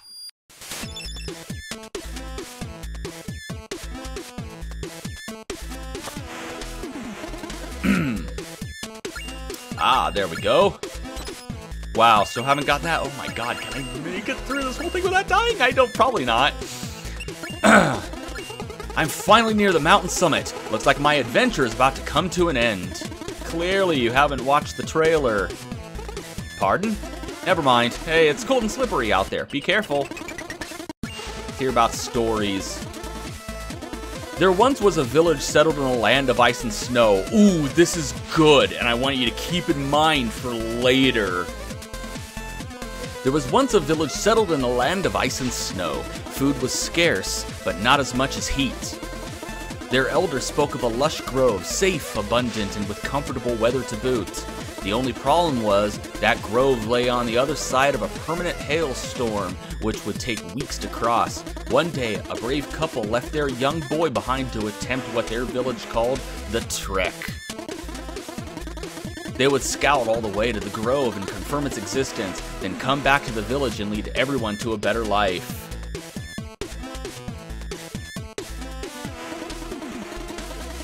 Like all who had attempted the trek before them, they sadly, predictably never came back.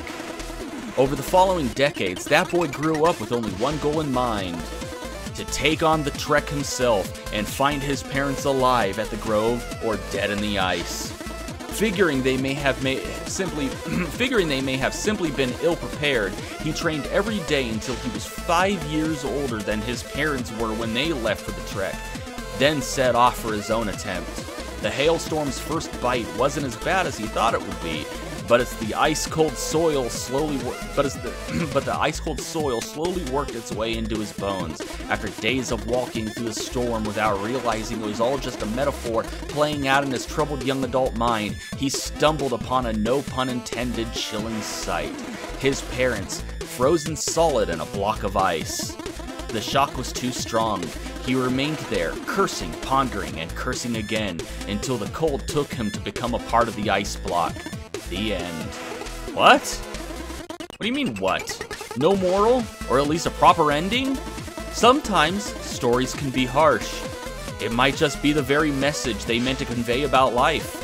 You need to think about what transpired and find your own takeaways. There are no wrong answers, as long as they ring true to you. Maybe, but this one really felt like a pointless story. And it just might be the case that for you, it was.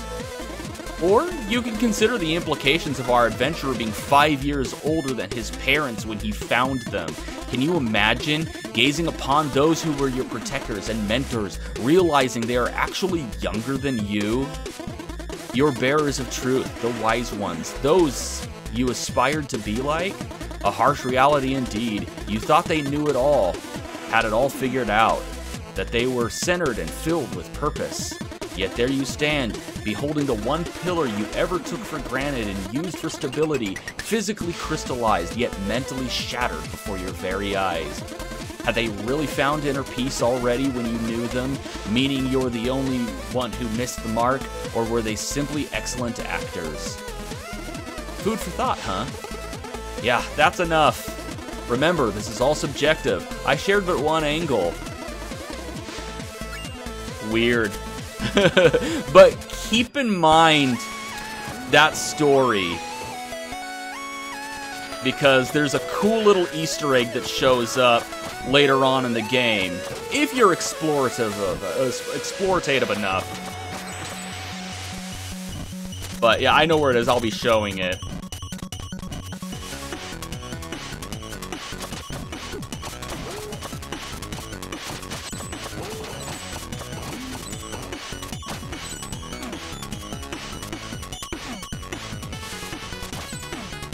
Yeah. Yeah, I mean, it's a pretty cool story. Like I said, like, those stories have pretty much nothing to do with the plot. It's just, it's such good writing. It would be complete waste for me to not show it off.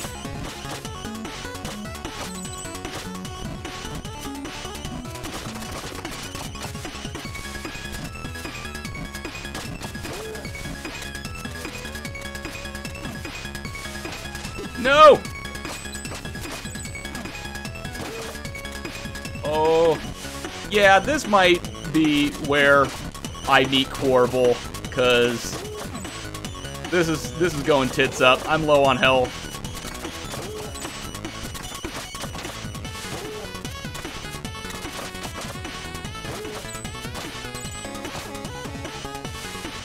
One cool thing I like about the lanterns in this game is when you break them, they don't actually permanently break. They're still like pretty much solid objects there for you to grapple on and hit in order to get cloud steps going. It's like the game was oh god! It's like the game was developed for plot. Maybe?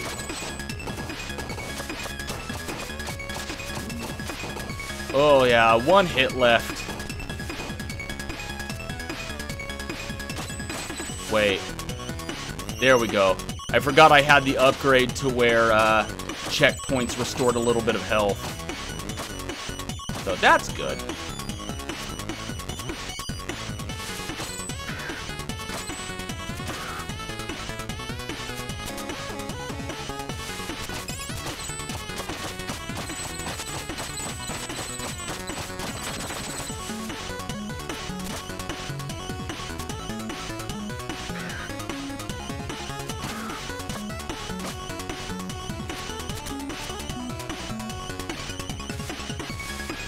Ugh.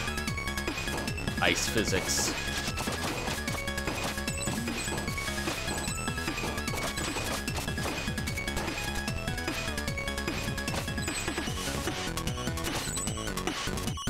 Look at these assholes trying to be all like Medusa heads.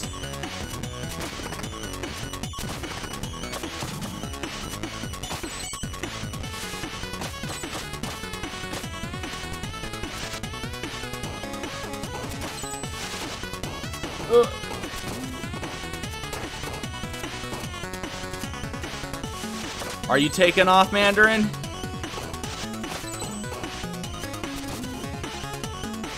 Zachary Chris, welcome to that LP show. The name of the game is The Messenger.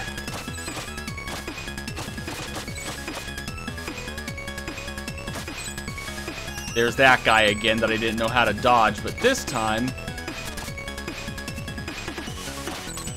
yeah, you can just kind of go through him with, oh, you need to go, wizard. Yeah, you can just kind of go through him with the rope dart. Getting sleep? Okay, well, thank you for dropping by. If you haven't already, go ahead and hit the like button on the way out and have a one that is good.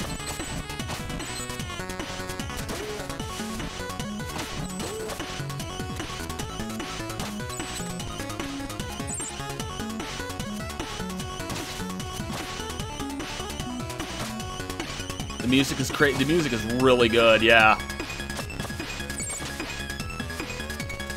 You bat.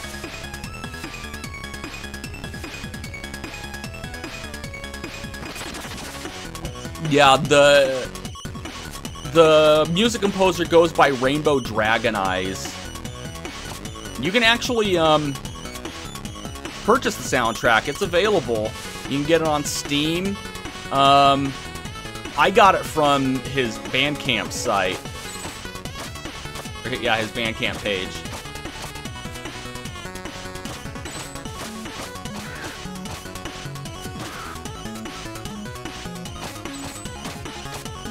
Oh shit! How did that happen?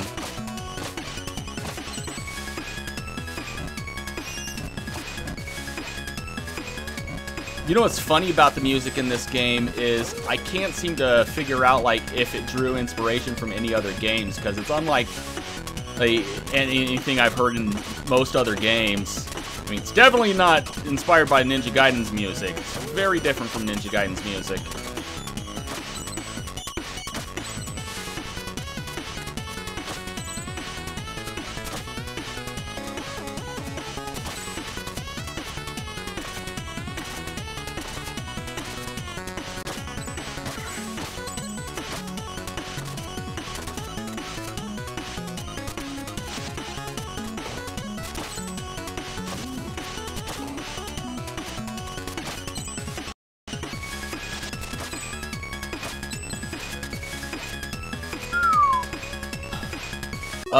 This just came out on Switch, it's on Switch, it's also on PC. So if you want to get it on Steam, there's achievements for that. That's one of the reasons I wanted to make it to the Queen of Quills without dying, is because if I had been playing the PC version, I could have unlocked an achievement for that, and he's gone. Let's open the cabinet. And we can't.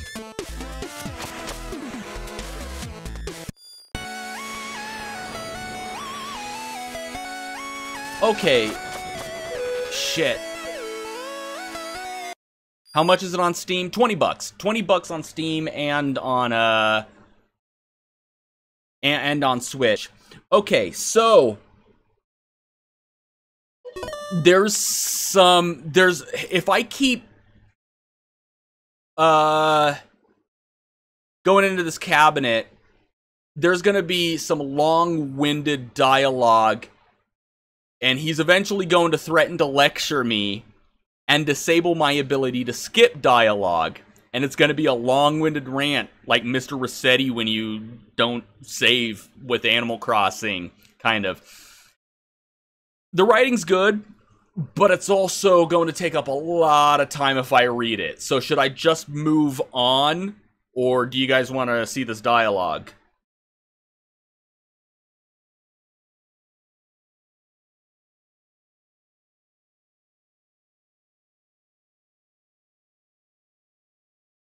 Read, move on. Oh my god, I'm getting two different. You know what? It's actually not stories. So, you know, it's not like with the stories. It's very long-winded.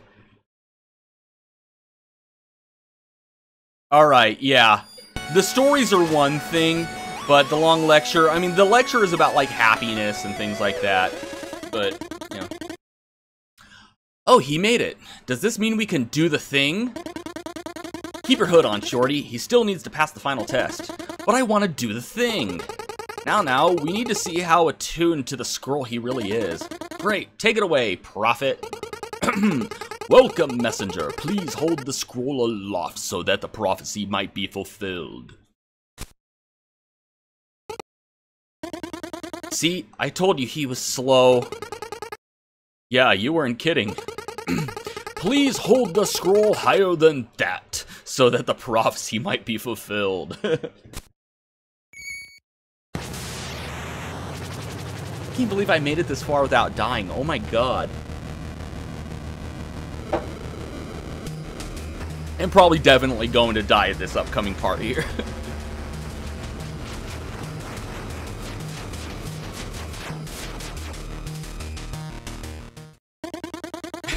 He made it. Of all would-be messengers, him? Please pull this off. I really want to do the thing. A gauntlet awaits you, messenger. Should you survive, find us at the top of the Tower of Time. Alright.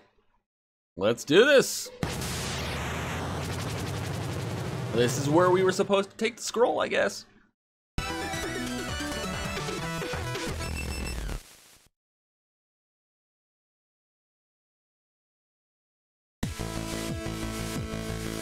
Alright, don't want those lasers to hit you. Lasers, that's gonna be like the big theme of this level, just lasers everywhere.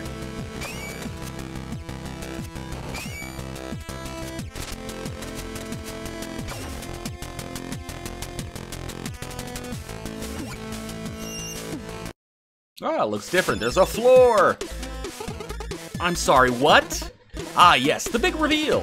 Indeed, my dear adventurer, you had been teleporting into this very room all along. So where are we? In the Tower of Time. And where's that? Surely you mean when? To be honest, I don't really know. The tower is a device that travels through time. It manifests to test messengers who are deemed worthy in order to relocate them as needed. Where will it take me? When? It will take you to the time most in need of a messenger. That is, if the tower doesn't kill you, of course. Need anything? Okay, so my next upgrade is at 1,000. Or 400 if I die. Story. Of course, here's one for you. There once was a land filled with bags. Or bogs. Bags.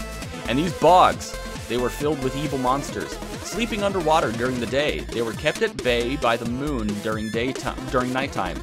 Well, when she was kind enough to be around. After all, the moon was free to travel through space and often felt like shining her light on other realms. One day the moon got bored and decided to visit the bogland in human form. Wearing a cloak so that her light wouldn't shine through, she hoped to catch a glance of the evil creatures. Getting more than people wandering haphazardly in cursed lands usually bargained for, she encountered a man fleeing from a small pack of monsters. Confident in her power, she removed her cloak, creating a glittering aura of protection to help the man escape. Escape he did, but as he looked back, he could see that his savior had put her cloak back on a little too soon. She was captured by the creatures, who then buried her under a rock so that her light would never shine again. They would rule the night. But our survivor was quick to gather a group of peasants who went to remove the big rock and set the moon free. A strong bond was formed on that day, and she decided to become their guardian. To this day, the moon is there to guide human travelers through the night. The end. Oh, I like that one. I guess it speaks to the power of cooperation? Maybe. To be honest, I only wanted to use the word haphazardly in a story. Cute. Oh, another fucking wizard dick. Shit, I fucking hate this guy. Let's go.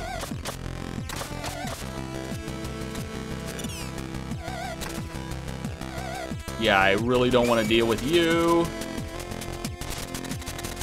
Inconveniently placed wizard. Let's go down. Secret passage.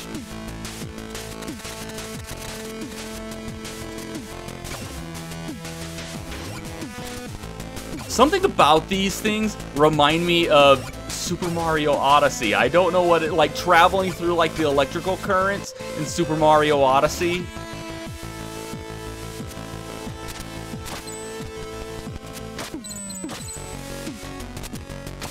Shit. Well, that didn't work the way I expected it to.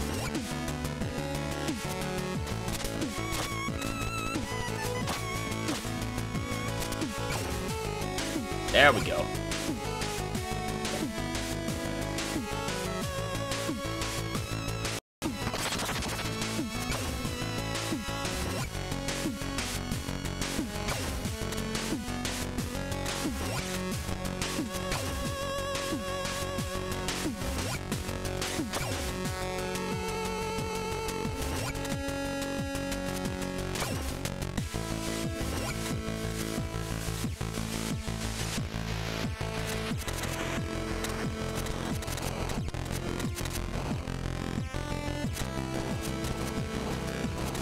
Yee! That is rough.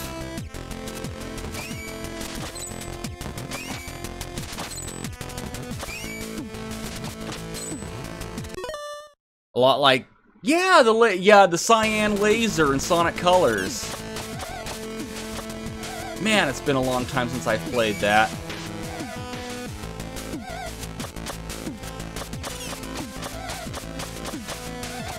I hate you, wizard. Well, can I? There. You will inconvenience me no longer.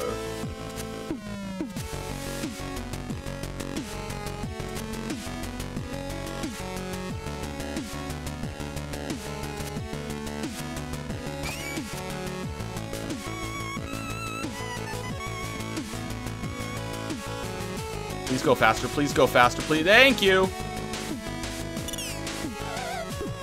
Ugh. I hate you so much, wizards.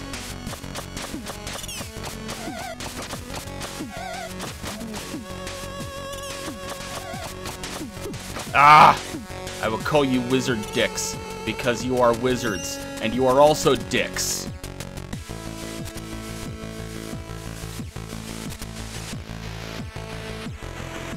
Maybe that would be Dick Wizard? That just makes it sound like they're wizards who use dick magic, whatever dick magic is.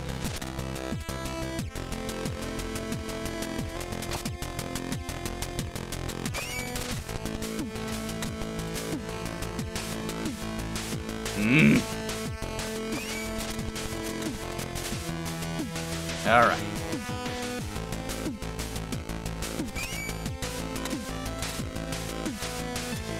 Good old handy shurikens.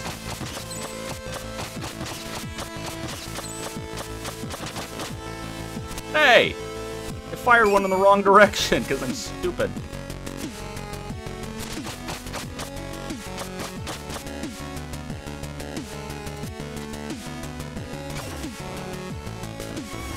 Oh, now I gotta wait.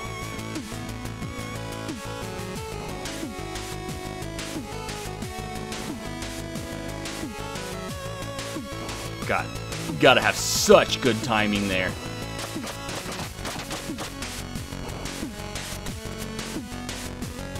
Ugh, here we go. Ooh.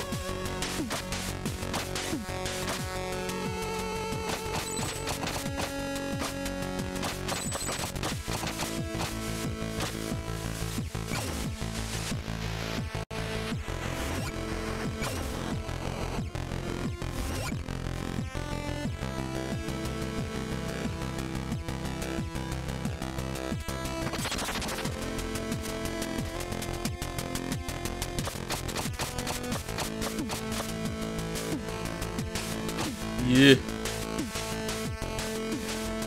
Wait. Yeah, I don't want to drop down at the wrong time and get crushed by that thing.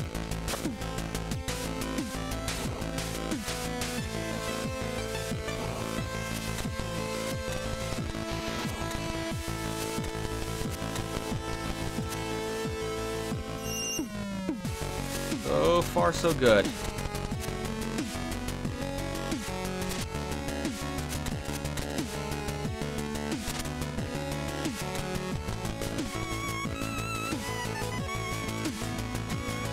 Ugh.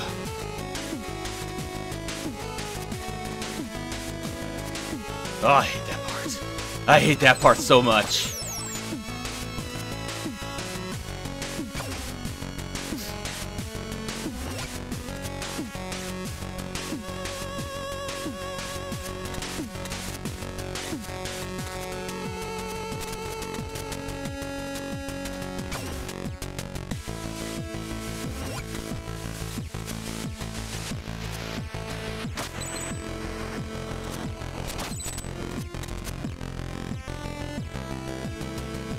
There we go. That was the last little challenge room with a power seal in it. At least here in the Tower of Time.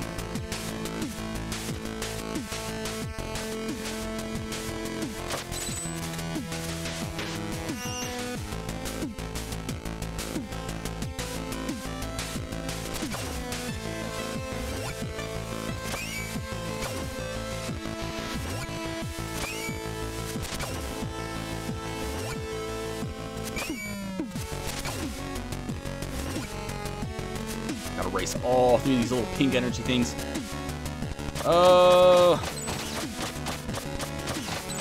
Yeah, I don't want to deal with these little orbs here, so... Oh, wow!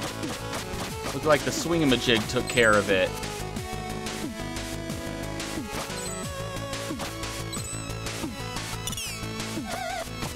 Get over here, dick wizards.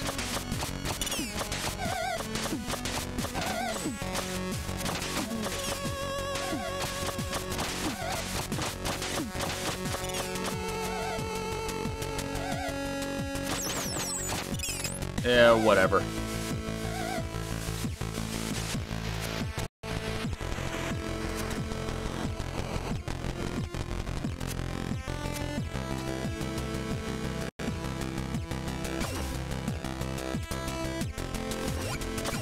Gotta be really quick in this room.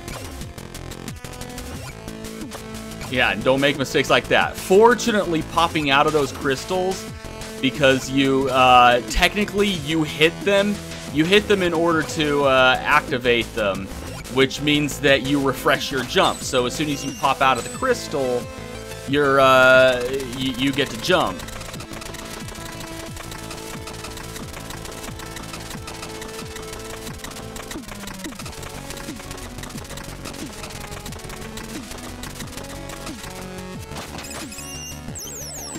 Alright, that's obviously the boss door. Let's check this out. Wait, I thought the shop was physically behind that other door earlier. Oh, so this is the moment that got you.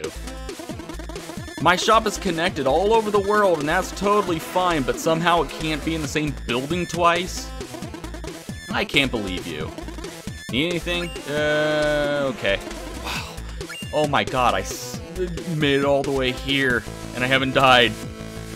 I made it all the way here, and I haven't died. I've never done that. I've never done that. I've never done that.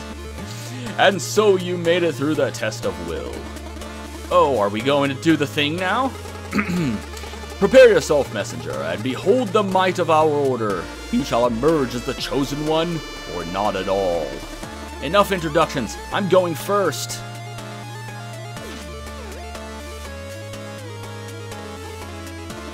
Well, someone's excited. I've been preparing this speech for decades, and you'll get over it. Let's go. They're gonna do the thing.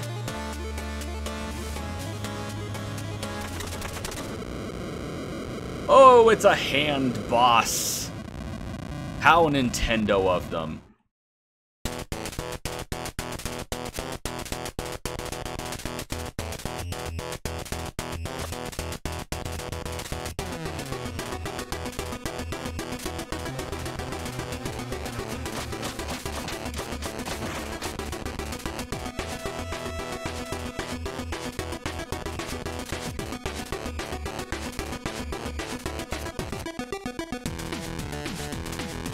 Oh, by the way, the name of this boss is the Arcane Golem.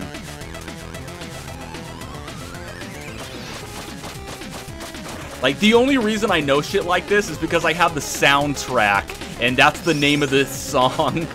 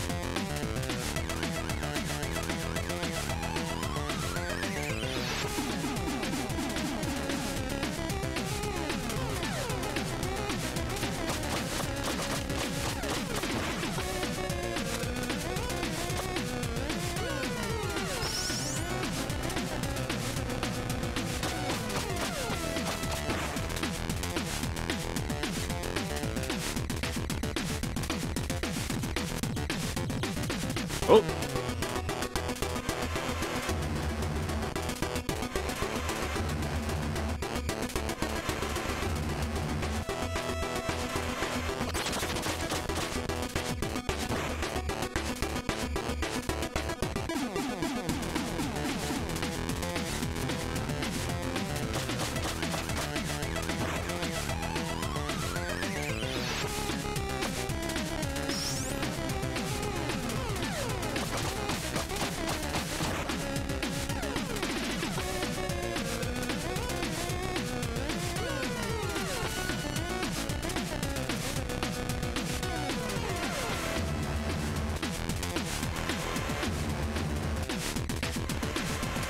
Yeesh.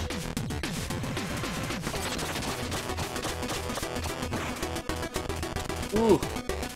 Whoa.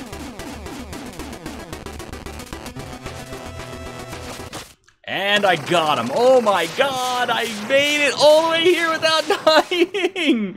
I was just happy to make it all the way through the Queen of Quills without dying, and I've made it this far without dying. Holy shit. Okay, I think he's coming. Please let me do the prophecy bit this time. I'm staying out of this. Do whatever you want. And so you made it through the test of might. Okay, what next? To fulfill the prophecy, you must now pass the test of faith by taking the leap. The leap? The leap, yes. I don't get it. Well, test of faith. Leap. Leap of faith. Makes sense, no? Oh, just jump already. Come on, I was trying to have an epic moment here. Now, hero, lend your courage to hope and your strength to purpose. Then dive into your destiny to emerge as the one true messenger. Okay, I guess the mailbox is down here. So this should come as a big surprise to anybody who hasn't seen the trailer or they're not familiar with this game. Everything has an 8-bit style, right? Like a classic Nintendo game, everything's 8-bit, everything looks 8-bit, everything sounds 8-bit. The character just changed. Had a little bit more detail to his model. Even Corbel down there looks a little more detailed. Because everything is now 16-bit. The visuals, the music, it's all 16-bit. Specifically, if you listen listen to the twang, it's more Sega Genesis than Super Nintendo. Even the sound effects, like the little slice of his sword, it's all 16-bit, like Sega Genesis. At least I'm thinking Sega Genesis. Yeah, this is the twang. Anyway, that cloaked guy was right outside the Tower of Time when we came out. What's that about?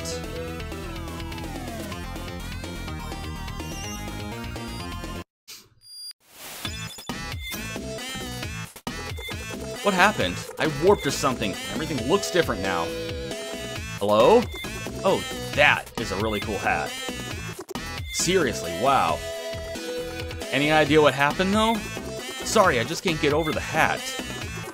Anything? Welcome to the Cloud Ruins, remnants of a civilization of giants that used to live in the sky. Yeah, I went forward in time, and now it's all 16-bit Sega Genesis style. Well, this place is beautiful, but the structures feel precarious. Yeah, bad place if you're afraid of heights. Hey, DarkJake13, thank you for the raid. Guys, welcome to That LP Show. The name of the game is The Messenger. We're doing a 100% playthrough. We just got to the part where everything went all 16-bitty. But, Ernie, what's going on, man? Jake, thank you for the raid. Only Pretzel raid. Pretzel, are you coming in with Jake? You do his raid tag if that's what you're doing. Yeah, bad place if you're afraid of heights. How high am I? I mean, wait, you mean in my opinion? What? Oh, geographically. Well, you entered the Tower of Time at the top of the mountain and then exited through the top of the tower.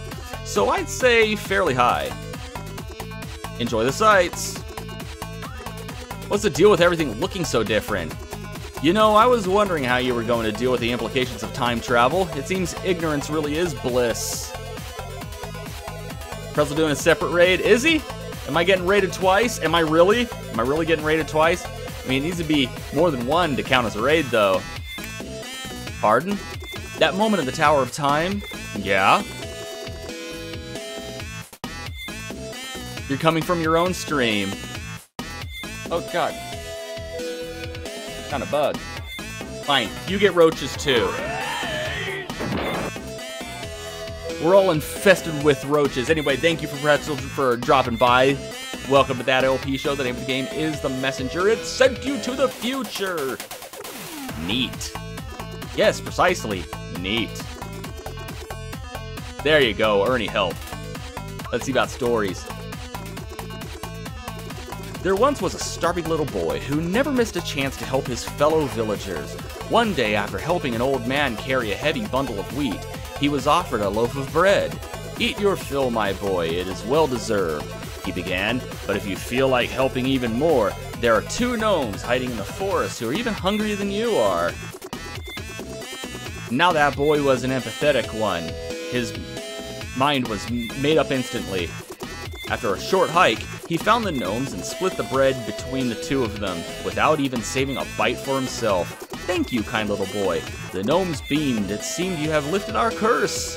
Indeed, to punish them for their greed, a spirit had put them under a rather annoying spell. They were exiled to the forest, carrying a magic little mill capable of producing anything its bearer desired. But the little mill's magic would only be activated once the gnomes were fed by a stranger acting out of selfless generosity. To starve while carrying a relic promising abundance, a cruel fate indeed.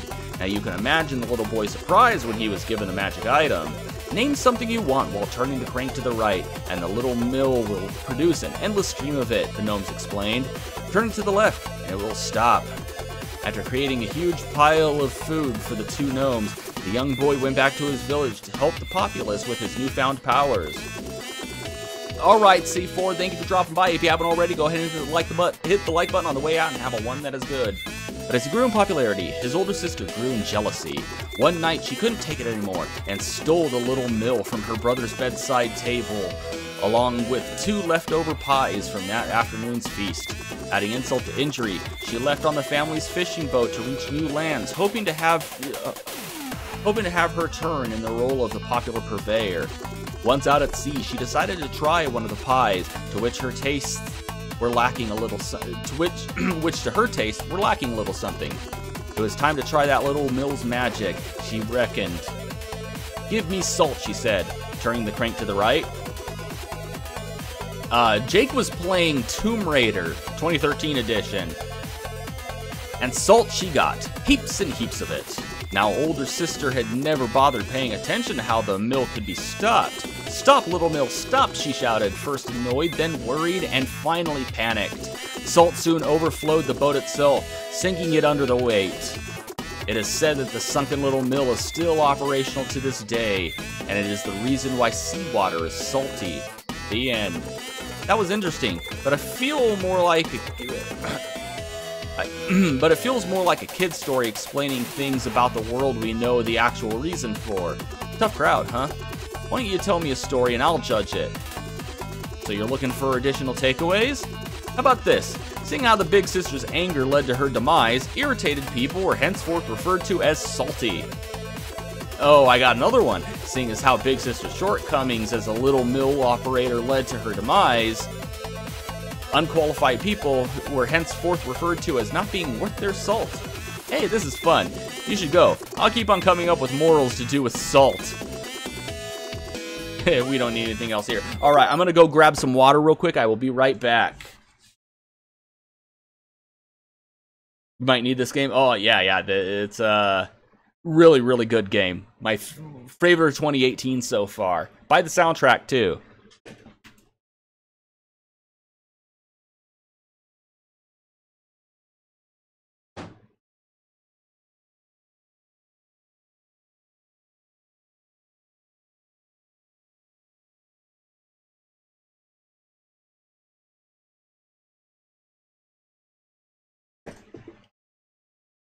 Okay. Moving on.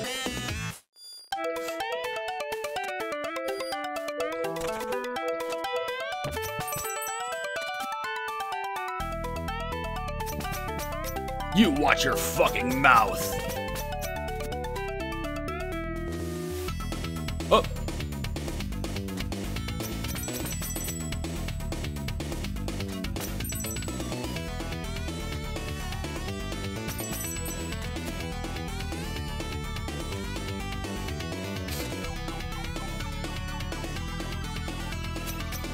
Ghost chicks.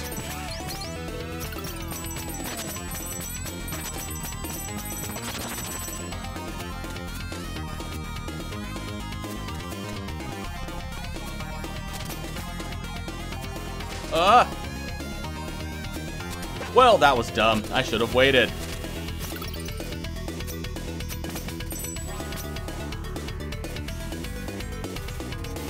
Got your note 4 from your friend today?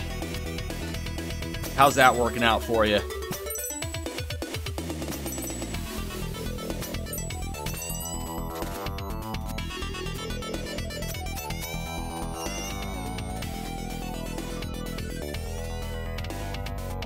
Yeah, I can't believe I made it to this point without dying.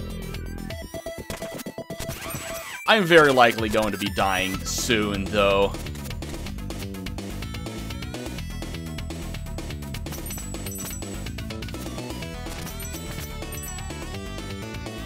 I love this phone so much, I can watch porn in the bathroom now.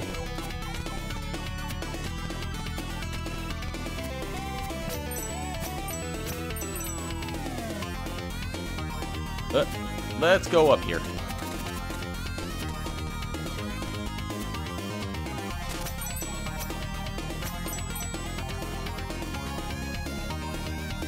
Wait a minute.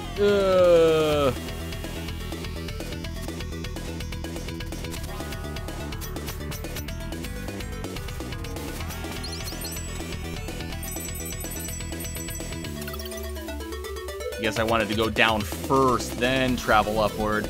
Oh well, whatever. Really? Go up. Fine. What system is this on? This is on Nintendo Switch and PC. What? Hold on. Yeah, now he's wearing the hat. So, cool hat. Oh, you like that? Is it why you chose to wear one as well? What? Well, you have the same hat. No, I got it first. Oh, is that what you're going to tell yourself? Fine. I did have the hat first, and you were all over it. Right, yeah, that all happened, sure. It's true, though.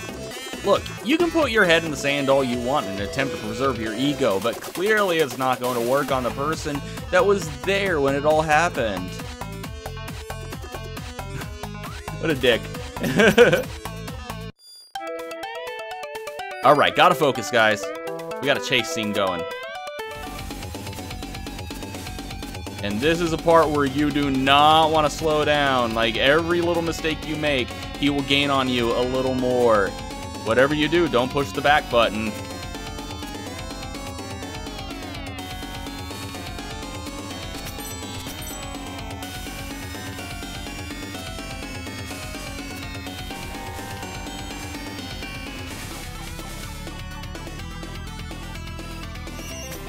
Fluffernutter. That the biggest swear word?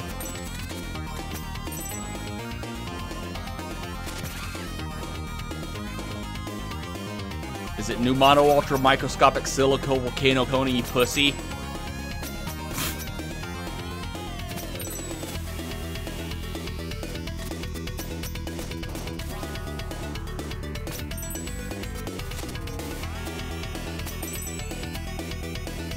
Whee!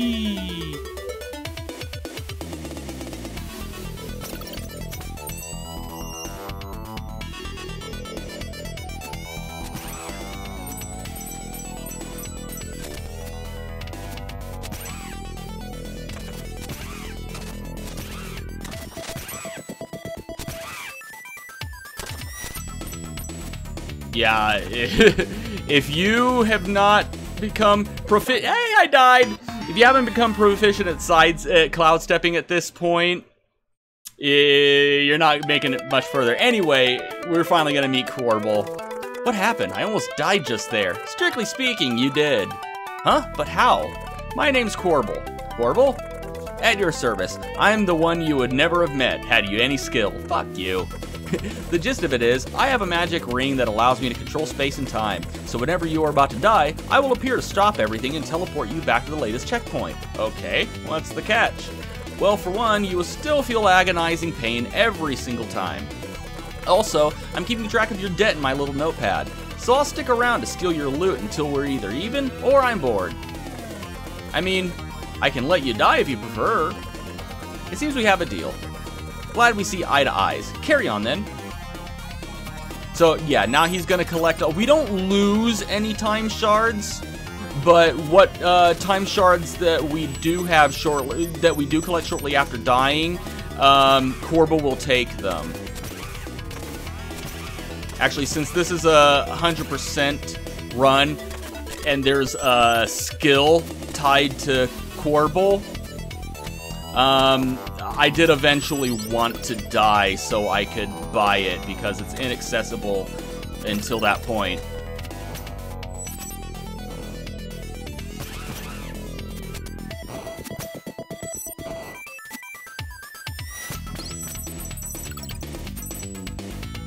In fact, we already have enough to get that skill, so next time I'm in a shop, I'm gonna get it.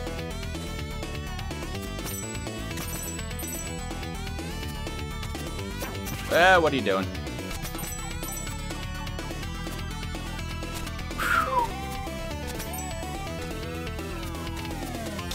Get off. Thank you.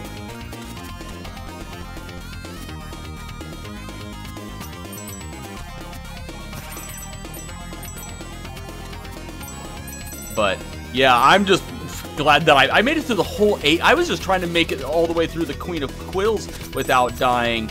But, you know, bonus, I made it all the way here. I made it through the whole 8-bit section. A 100% for you, definition of it depends on the game somewhat. With this, it's pretty cut and dry. You know, just get all the different skills. Mainly, the thing you're going after is the power seals. Like green coin things that unlock this thing.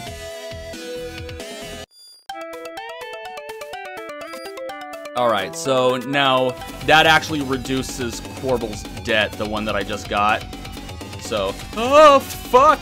Well...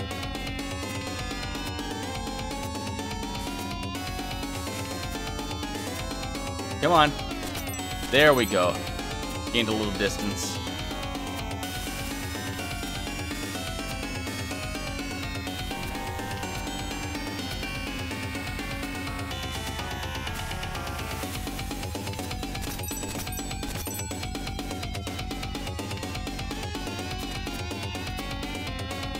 Well, come on. All right. I know 100% can be interpretive sometimes. I know there's like heavy debate on what's considered 100% for games like Xenoblade Chronicles 2, since it doesn't flat out tell you. There's achievements in Xenoblade Chronicles 1 and X, so that's also pretty cut and dry. Fuck!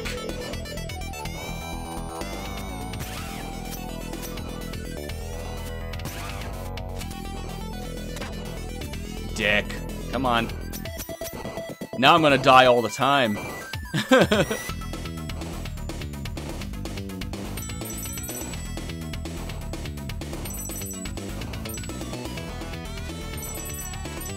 Yee!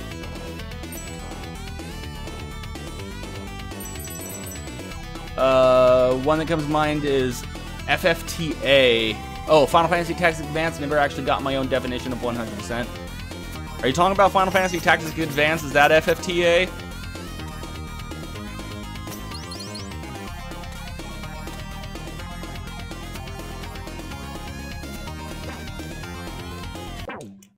Well, dicks. He didn't grab on. He just kind of floated there on the wall. He should have grabbed onto it.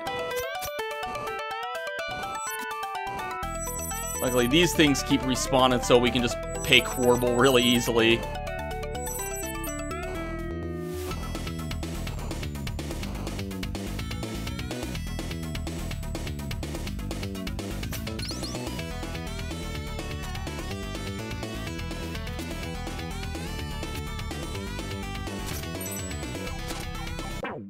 What the fuck?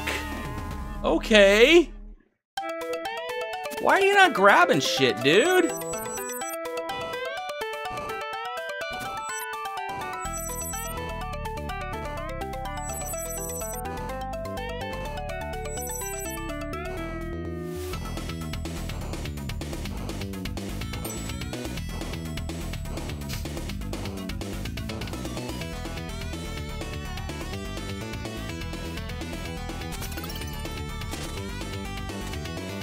Get.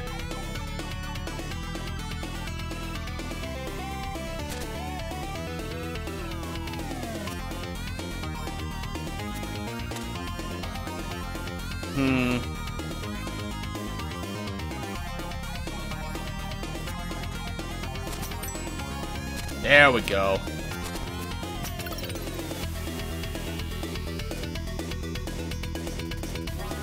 Yeah, these are the power seals. I would definitely say that these go towards 100% with this game. Getting all of those. To be mastering a group of select classes on each of your units, beating all the missions, disregarding reserve missions, since I need someone else to do those, and getting everyone to level 60. So reaching level cap in an RPG is something you consider part of 100%.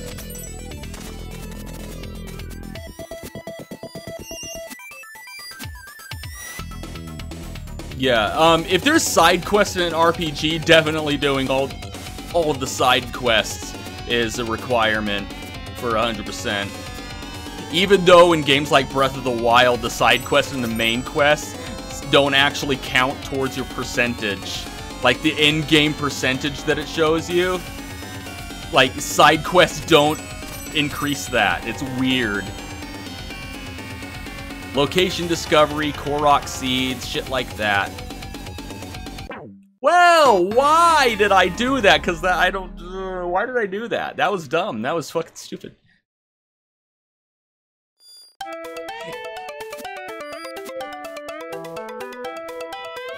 Yeah, with Xenoblade Chronicles and Xenoblade Chronicles X, it was easy because there's achievements in those games.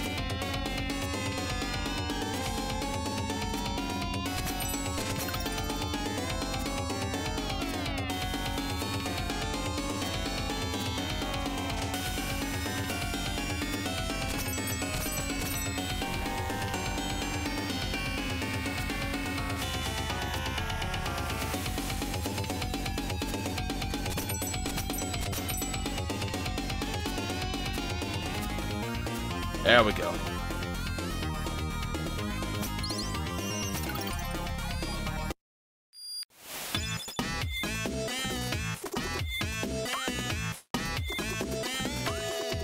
Level boss.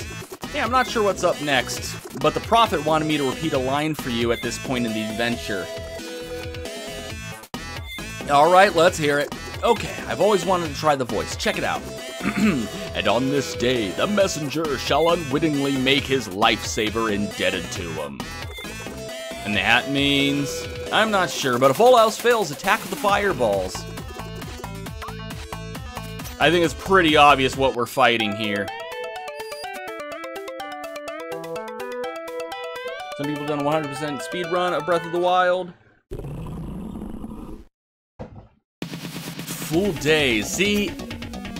There's a point in which a speedrun stops being a speedrun. If I have to pause it to eat a meal or go to the bathroom because it's just that long, you know, if I need to sleep during a speedrun, it's not a fucking speedrun anymore.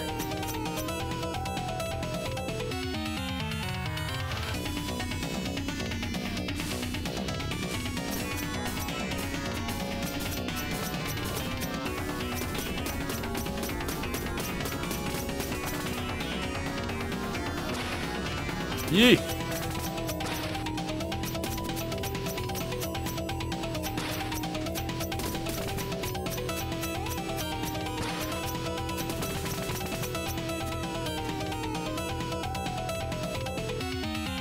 Yeah, that's ridiculous. I'm sorry. That's bordering on an unhealthy obsession right there. Hell no. Unless you're getting paid to do it. Like, a lot.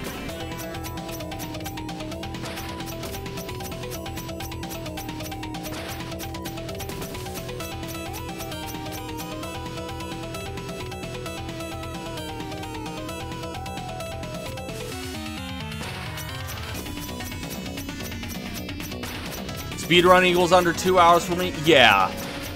Like, I'm sorry. Yeah, 1 or 2 days to beat Breath of the Wild may be fast for Breath of the Wild standards, but it's not a speedrun. Like, speed should not be, like, yeah, the word speed shouldn't even be fucking uttered at that point.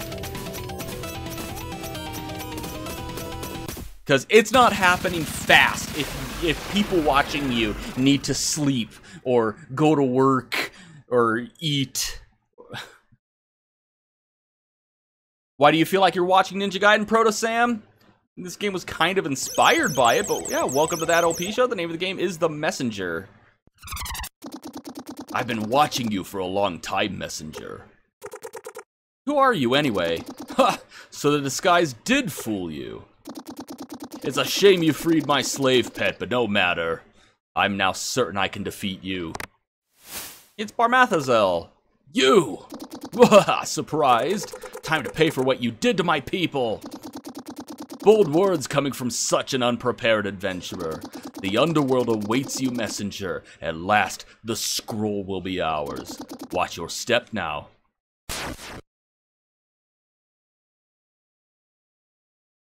Ma'am! Ma'am! Bathroom! She just gets shit all over. Ew, gross. Sponsors page. Like I said, if they're getting paid, and I mean a lot, because even like most jobs would not require you to stay up 2 days straight. I was in the military, and they didn't require me to stay up for that long. Not straight. Most I stayed up for is like 24 hours. And then I got to sleep for at least 4 to 5 hours.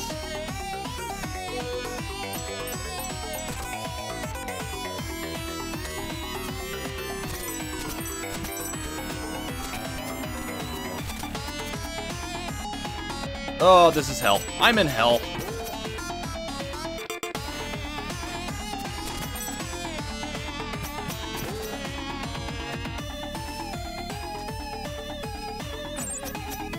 You watch a speed run that was in one sitting. Ocarina of Time. Ocarina of Time can be done in a pretty reasonable time.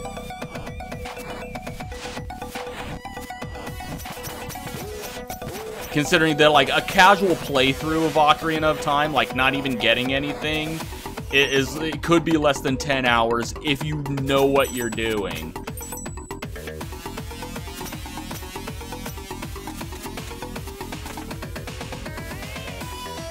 When I watched, it was 100%? How long did it take them? Because still, even I can do Ocarina of... Oh, AOA has subscribed. Thank you for subscribing. Even I can 100% Ocarina of Time in less than a day. I can do it in less than a day.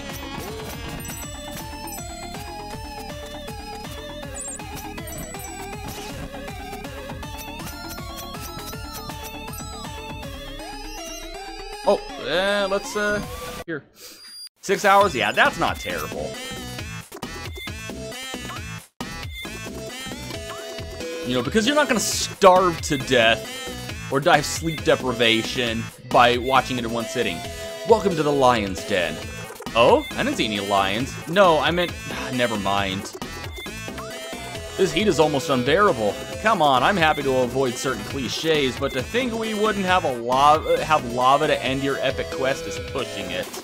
Lava level. Of course, here's one for you. There was once a guy... there once was a guy visited by a succubus. Far from being that kind of demon, she offered him a unique chance to visit hell as a tourist. Very adventurous by nature, he jumped right into the portal. They arrived in a room where giant cauldrons boiled over bonfires. They contained people, where little demons with pikes were sitting on the rim to push anyone who tried to escape back inside. Who's in that cauldron, the man asked the succubus tour guide. This one? That's where liars and cheaters end up, she explained. And this one over there, she continued, that's for people who hunt for sport. Aghast, the man noticed another cauldron, much bigger than the other ones, and devoid of any demon sitting on its rim. Indeed, that one cauldron seemed to self-regulate. People were pulling back in anyone who tried to escape. And who's this cauldron for, he asked, curious as to who would be so stubborn in their ideology they would rather hurt themselves than rethink their worldview. Oh, that cauldron, the succubus mused. That's for people who think the order doesn't apply anymore when another line opens at the supermarket. The end. Okay, now you're just using the platform to vent. What's wrong with you? Are you that guy? Which guy? The guy who's fifth in line but rushes to be first when a new line opens up. Oh right, different timeline. Never mind. God damn it. So much fucking Monkey Island in the writing here. 30 plus hours. That's nuts. No. No. If it's... No. I'll even take 12 hours. But not a whole damn day. No. 4 hours, 18 minutes is the best time on N64. They're 6 times better than that one. They're all on Wii. Oh, God. You know what? Fuck Ocarina of Time on the Wii U Virtual Console. That analog stick was not meant to play N64 games.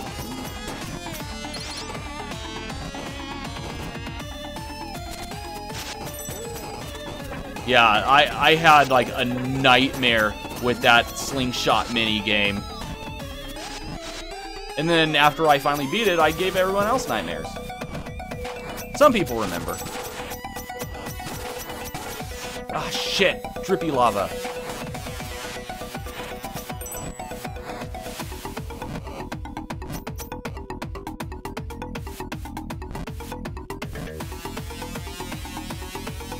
Would I ever do a full 24-hour stream? Hell no. No.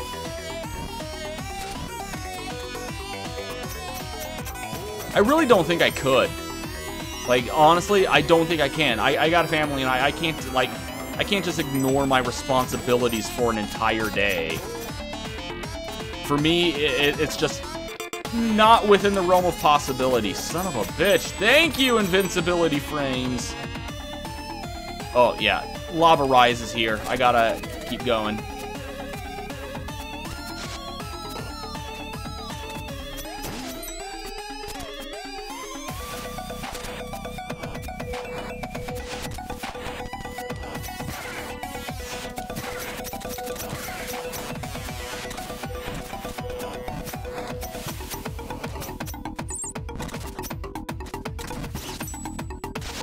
Well, shit. Come on.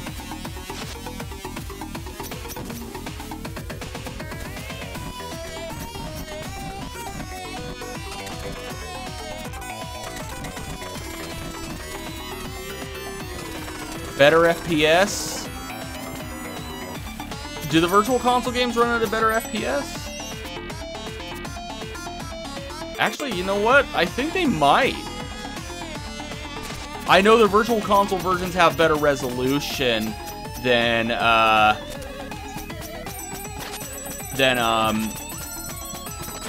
the N64, because I think, like,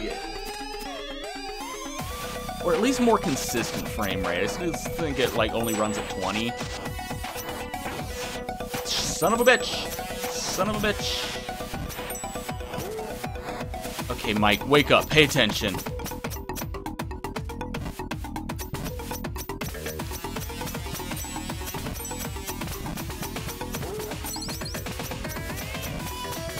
Yeah, I know the Virtual Console versions have higher resolution,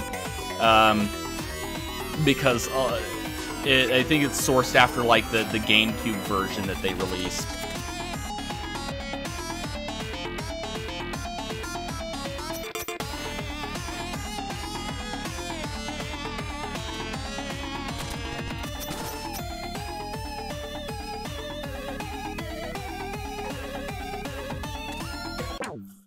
Why did you do that? What the actual shit was that fuck poop?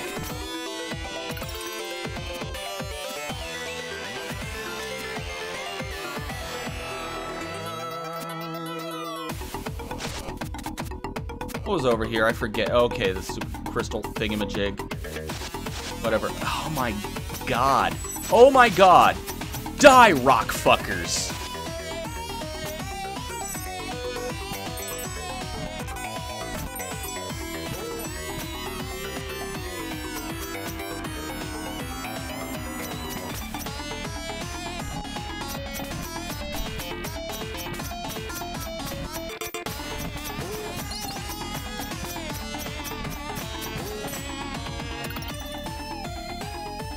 You can definitely see better graphics being a contributing factor to better times. Also about the controller, couldn't you buy one that's better for your play style? For the Wii or the Wii U?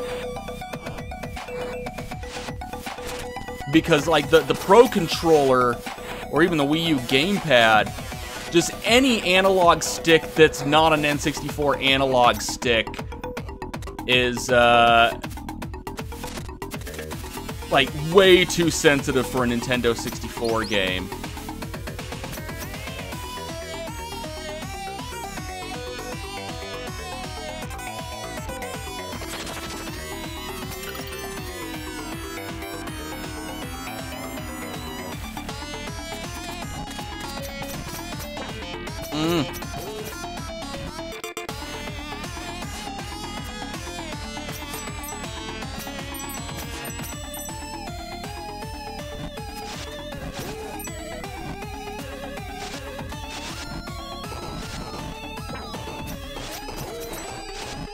I don't want to fucking deal with you. Get out of here.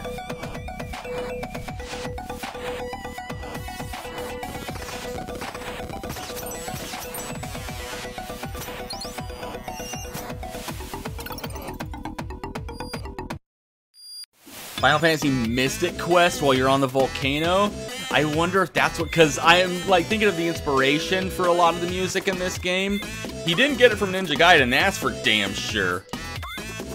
Looks like the Demon General is up next. Be careful out there. I hear it's pretty fast. Oh, that's all you got? Buh.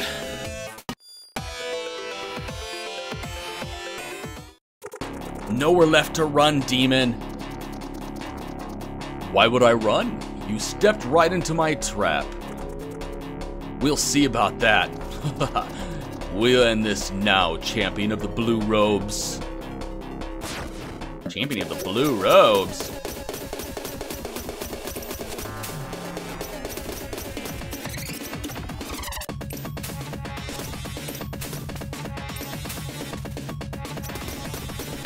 Oh shit, okay, pay attention, Mike.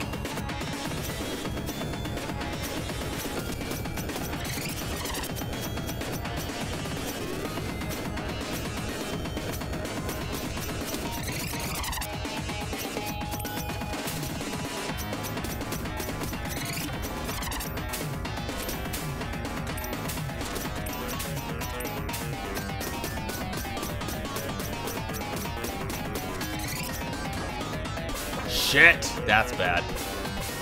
Oh my god, come on.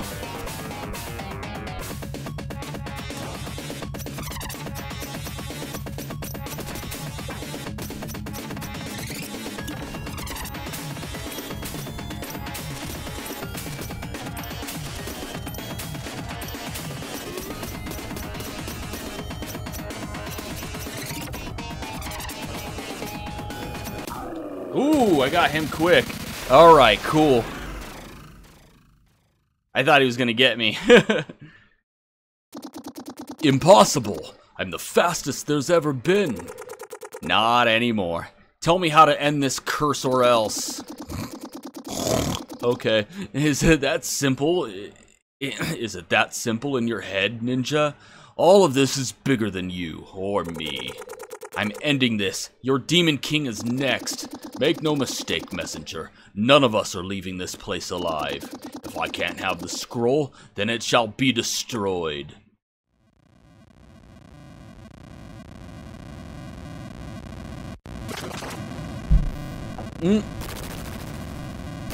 Uh-oh. Escape! Get out of here. Hey, was that a rock dildo? That looked like a rock dildo that fell in there. Okay. Whew, close call. I got you, buddy. Thanks. I guess we're even now. Oh, yeah. What's your name? Manfred. What kind of a name is that for a sky serpent? It's not my birth name, but I always wanted to be a butler. Okay. Well, you should dress for the job you want, not the one you have, right? So call me Manfred. Alright, Manfred. What did you do before the demons mind controlled you? No time to explain. This is your big moment. Pay attention if you were here at the beginning of the story. I don't know if anybody who was here at the beginning is here now, but this should all be looking a little bit familiar. Bear in mind, he's in the future right now.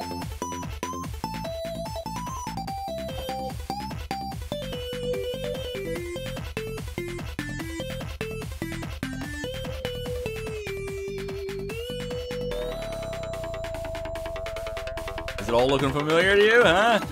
Oh, were you hoping for the Western hero? No prophecies for you, worm. Prepare to die.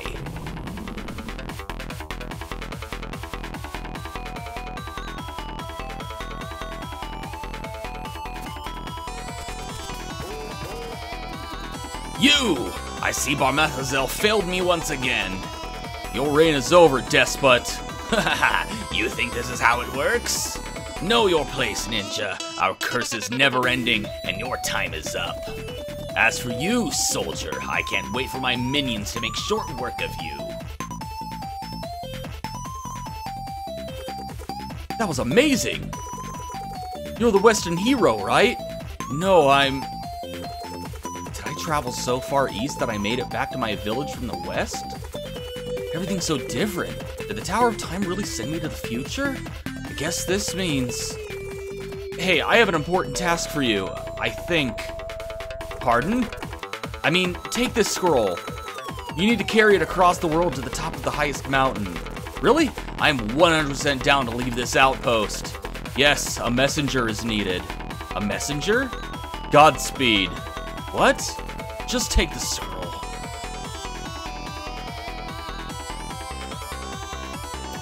It's a time loop.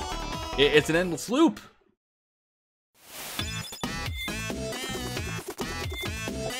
And so your time as the messenger is up. What do I do now?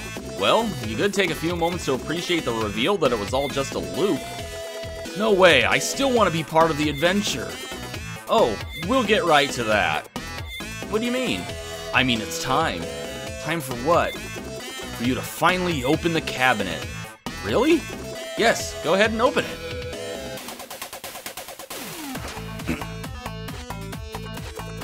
So it's just a closet full of blue robes? Why, yes.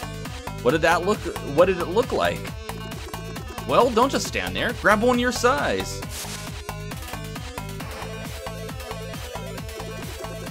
I think I hear someone coming. Get behind the counter. So now we're the shopkeeper and we're tending to a whole new messenger.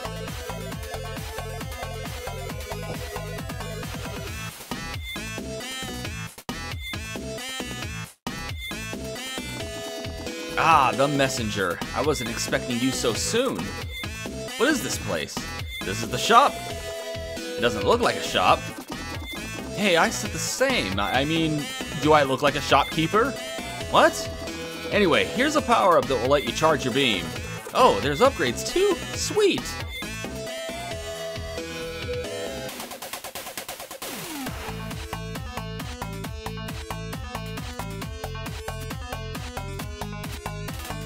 I want to play as that guy. So, thanks for the beam charger upgrade. You bet. You know, the way everything looks, it just felt like I should be able to do that. Yes, that's why Ray Troyd invented it decades ago. Remember John Gaiden from the beginning of the game after we got the... Okay. Who's Ray Troyd? Just the follow-up to an earlier joke. I don't get it. Some will.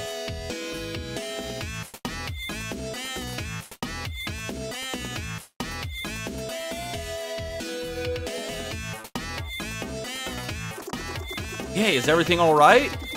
It's kind of boring, but I guess I'm okay. No, I mean, it's been a while since your messenger visited.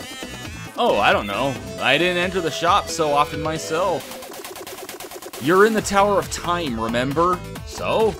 So it should automatically take you forward in time to the next important moment. Which is... either your messenger enters the shop or dies. Oh? Did your messenger die? How would I know that? By using the scrying orb. If Quirble isn't sent within 10 seconds, your messenger dies for good. And when were you planning on mentioning that? He fucked up. Oh no! Oh no no no no! We need to fix this. Oh, is it we now? Come on, now is not the time to argue. We have to look at this holistically. Look at this holistically? What does that even mean? It means I'm as lost as you are, but I still want you to think I'm the smartest one here. I'll go fetch the scroll. Hold on. He done fucked up.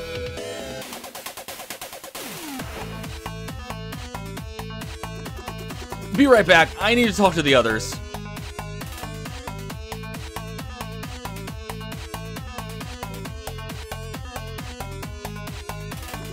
Okay, we have reached an agreement. You're the one that needs to finish this. Really? Yes, really. You weren't really fit to be a shopkeeper anyway. I'll leave the scroll here with your clothes. Come join us after you've changed.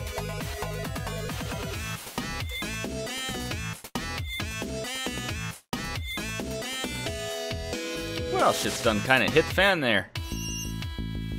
Look at this nice place we're in now.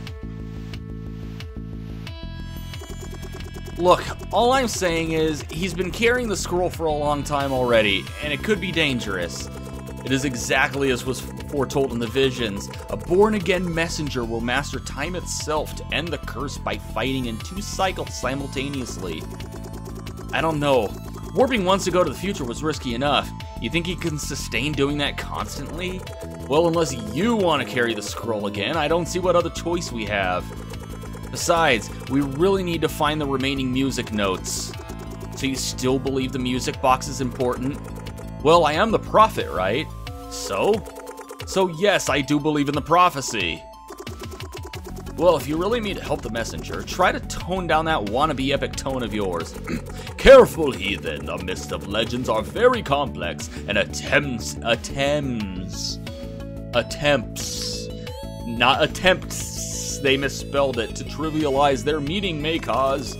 Whatever, I'll be in my shop.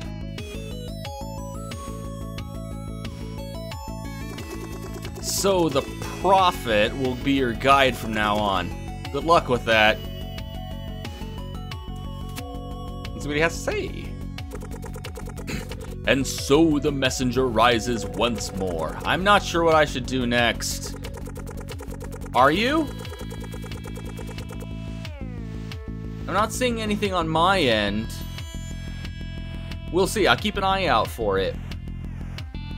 The mists of time are quite intricate indeed, but fear not, for the prophet is here to unravel their meaning. More like the interpret then, am I right? Wah, wah, wah. I will forgive this affront, for these are troubled times. Behold, messenger, as the Tower of Time's portal nexus activates to help you on your quest. Return here whenever you seek guidance, and I shall provide. Godspeed! Well, let's see. What should I do next? Once the bird returns to the nest, it shall learn the power of true sight. So we need to collect these music notes here.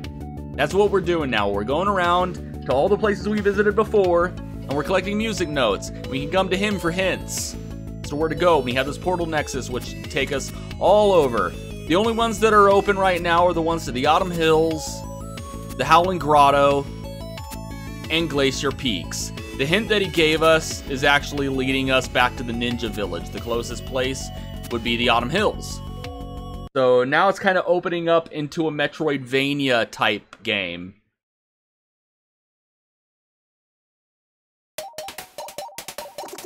Hey, you warped! Yeah, pretty neat. Things are probably going to get cryptic from now on with all this profit business, so you'll probably want to make extensive use of your map. My map? Your map, yes. I don't have a map. Are you kidding me? I'm telling you, I don't have a map. Okay, let me get this straight. We gave you a scroll. The fate of this whole world seems to hinge on it. We gave you a hero title relating to it. You carried it for days across countless perilous situations, even through time itself. And you never even bothered reading it? You're an animal. Turns out the scroll was actually a map. Press L to open it. Time to explore and find new areas. And we press L to open the map. And there's the map for the area. Nice and Metroidvania-y. We want to go back to the Ninja Village. That's the whole bird return to the nest type thing that they're going for. And if we press B on the area map, it takes us to the world map. And we can look at all these different places. Press A to go back to the area map, whatever, press L to close it. I'll be in my shop. If you have the coin, I'll be happy to mess with the profit by pointing out the hints on your map. Be safe now. So yeah, if we go to the shopkeeper and pay him 300 times shards, then he will interpret the prophet's hints. Could you open it the entire time if you knew to? That would be, no, you couldn't. Yeah, he'll interpret the prophet's hints, and by interpret, I mean he'll point out exactly where you need to go on the map. He'll leave a marker. So there you go. The whole linear part, the whole linear Ninja Gaiden-esque part of the game, it's all done. Now the whole game opened up to a Metroidvania type thing, and we get to travel around the world. And the main objective is looking for the music notes for that music box that's all part of the prophecy, which we haven't explained yet. We just know that we need to get music notes. Anyway, we have upgrades that we have access to. New upgrades to go on with our new map and the new gameplay mechanics. We have time sense, adds a blue glow to rooms on the area map where you can shift between the past and future time periods. We'll be able to do that. We're going to be able to shift back and forth between past and present. So 8-bit and 16-bit on the fly, we're going to be doing that. The world map kind of looks like Ghosts and Goblins map. Yeah, the world map. The area map looks like Metroid. We have power sense. This will let us know the amount of power seals left in each area. And then this will actually mark the location of the power seals on the area map. We don't have enough for that yet. 250, it's not a lot. And of course, we could also power up our key charges to pierce 2 targets. And we can also, yeah, we have new abilities, just a few new ones. And yeah, having trouble understanding the prophecy. Maybe I can help. What did the prophet say? Once the bird returns to the nest, it shall learn the power of true sight. Really, the prophet still gets, I'd be happy to mess with him by helping with you, but I need 300 time shards to operate the scrying orb. We're not going to pay for that, but yeah, he'd be pointing over here to the Ninja Village. He'd leave a marker right there to let us know that that's where we're supposed to go as part of that hint. But with one of the upgrades that we got, we now see sparkly parts on the map. These are areas in which we can travel through time. If we go to the world map, look in the lower right-hand corner, we can now see the power seals that we have in each area. Areas like the Tower of Time, we already got all of them. There is a way to go back to the Tower of Time. I'll show that in a little bit. I'll show that later. And so far, the Tower of Time is the only one where we got all of them. Hey, Pretzel. Good night. Thank you for dropping by. If you haven't already, go ahead and hit the like button on the way out and have a one that is good. Actually, we've been going for about 3 hours now, and the whole game is gonna open up into this big Metroidvania-y adventure, so we'd be here until the wee hours of the morning if I were to keep playing. So just saving right there, and then we'll continue on with the next part with a whole different style of game. The linearity of this game is over. We've passed the Ninja Gaiden part. Now we're going to the Metroidvania part, but that's going to have to wait until next time. We got about 7 people here. Is there anybody to raid? I don't know. Let me take a look. Anybody at all? I don't know if anybody's...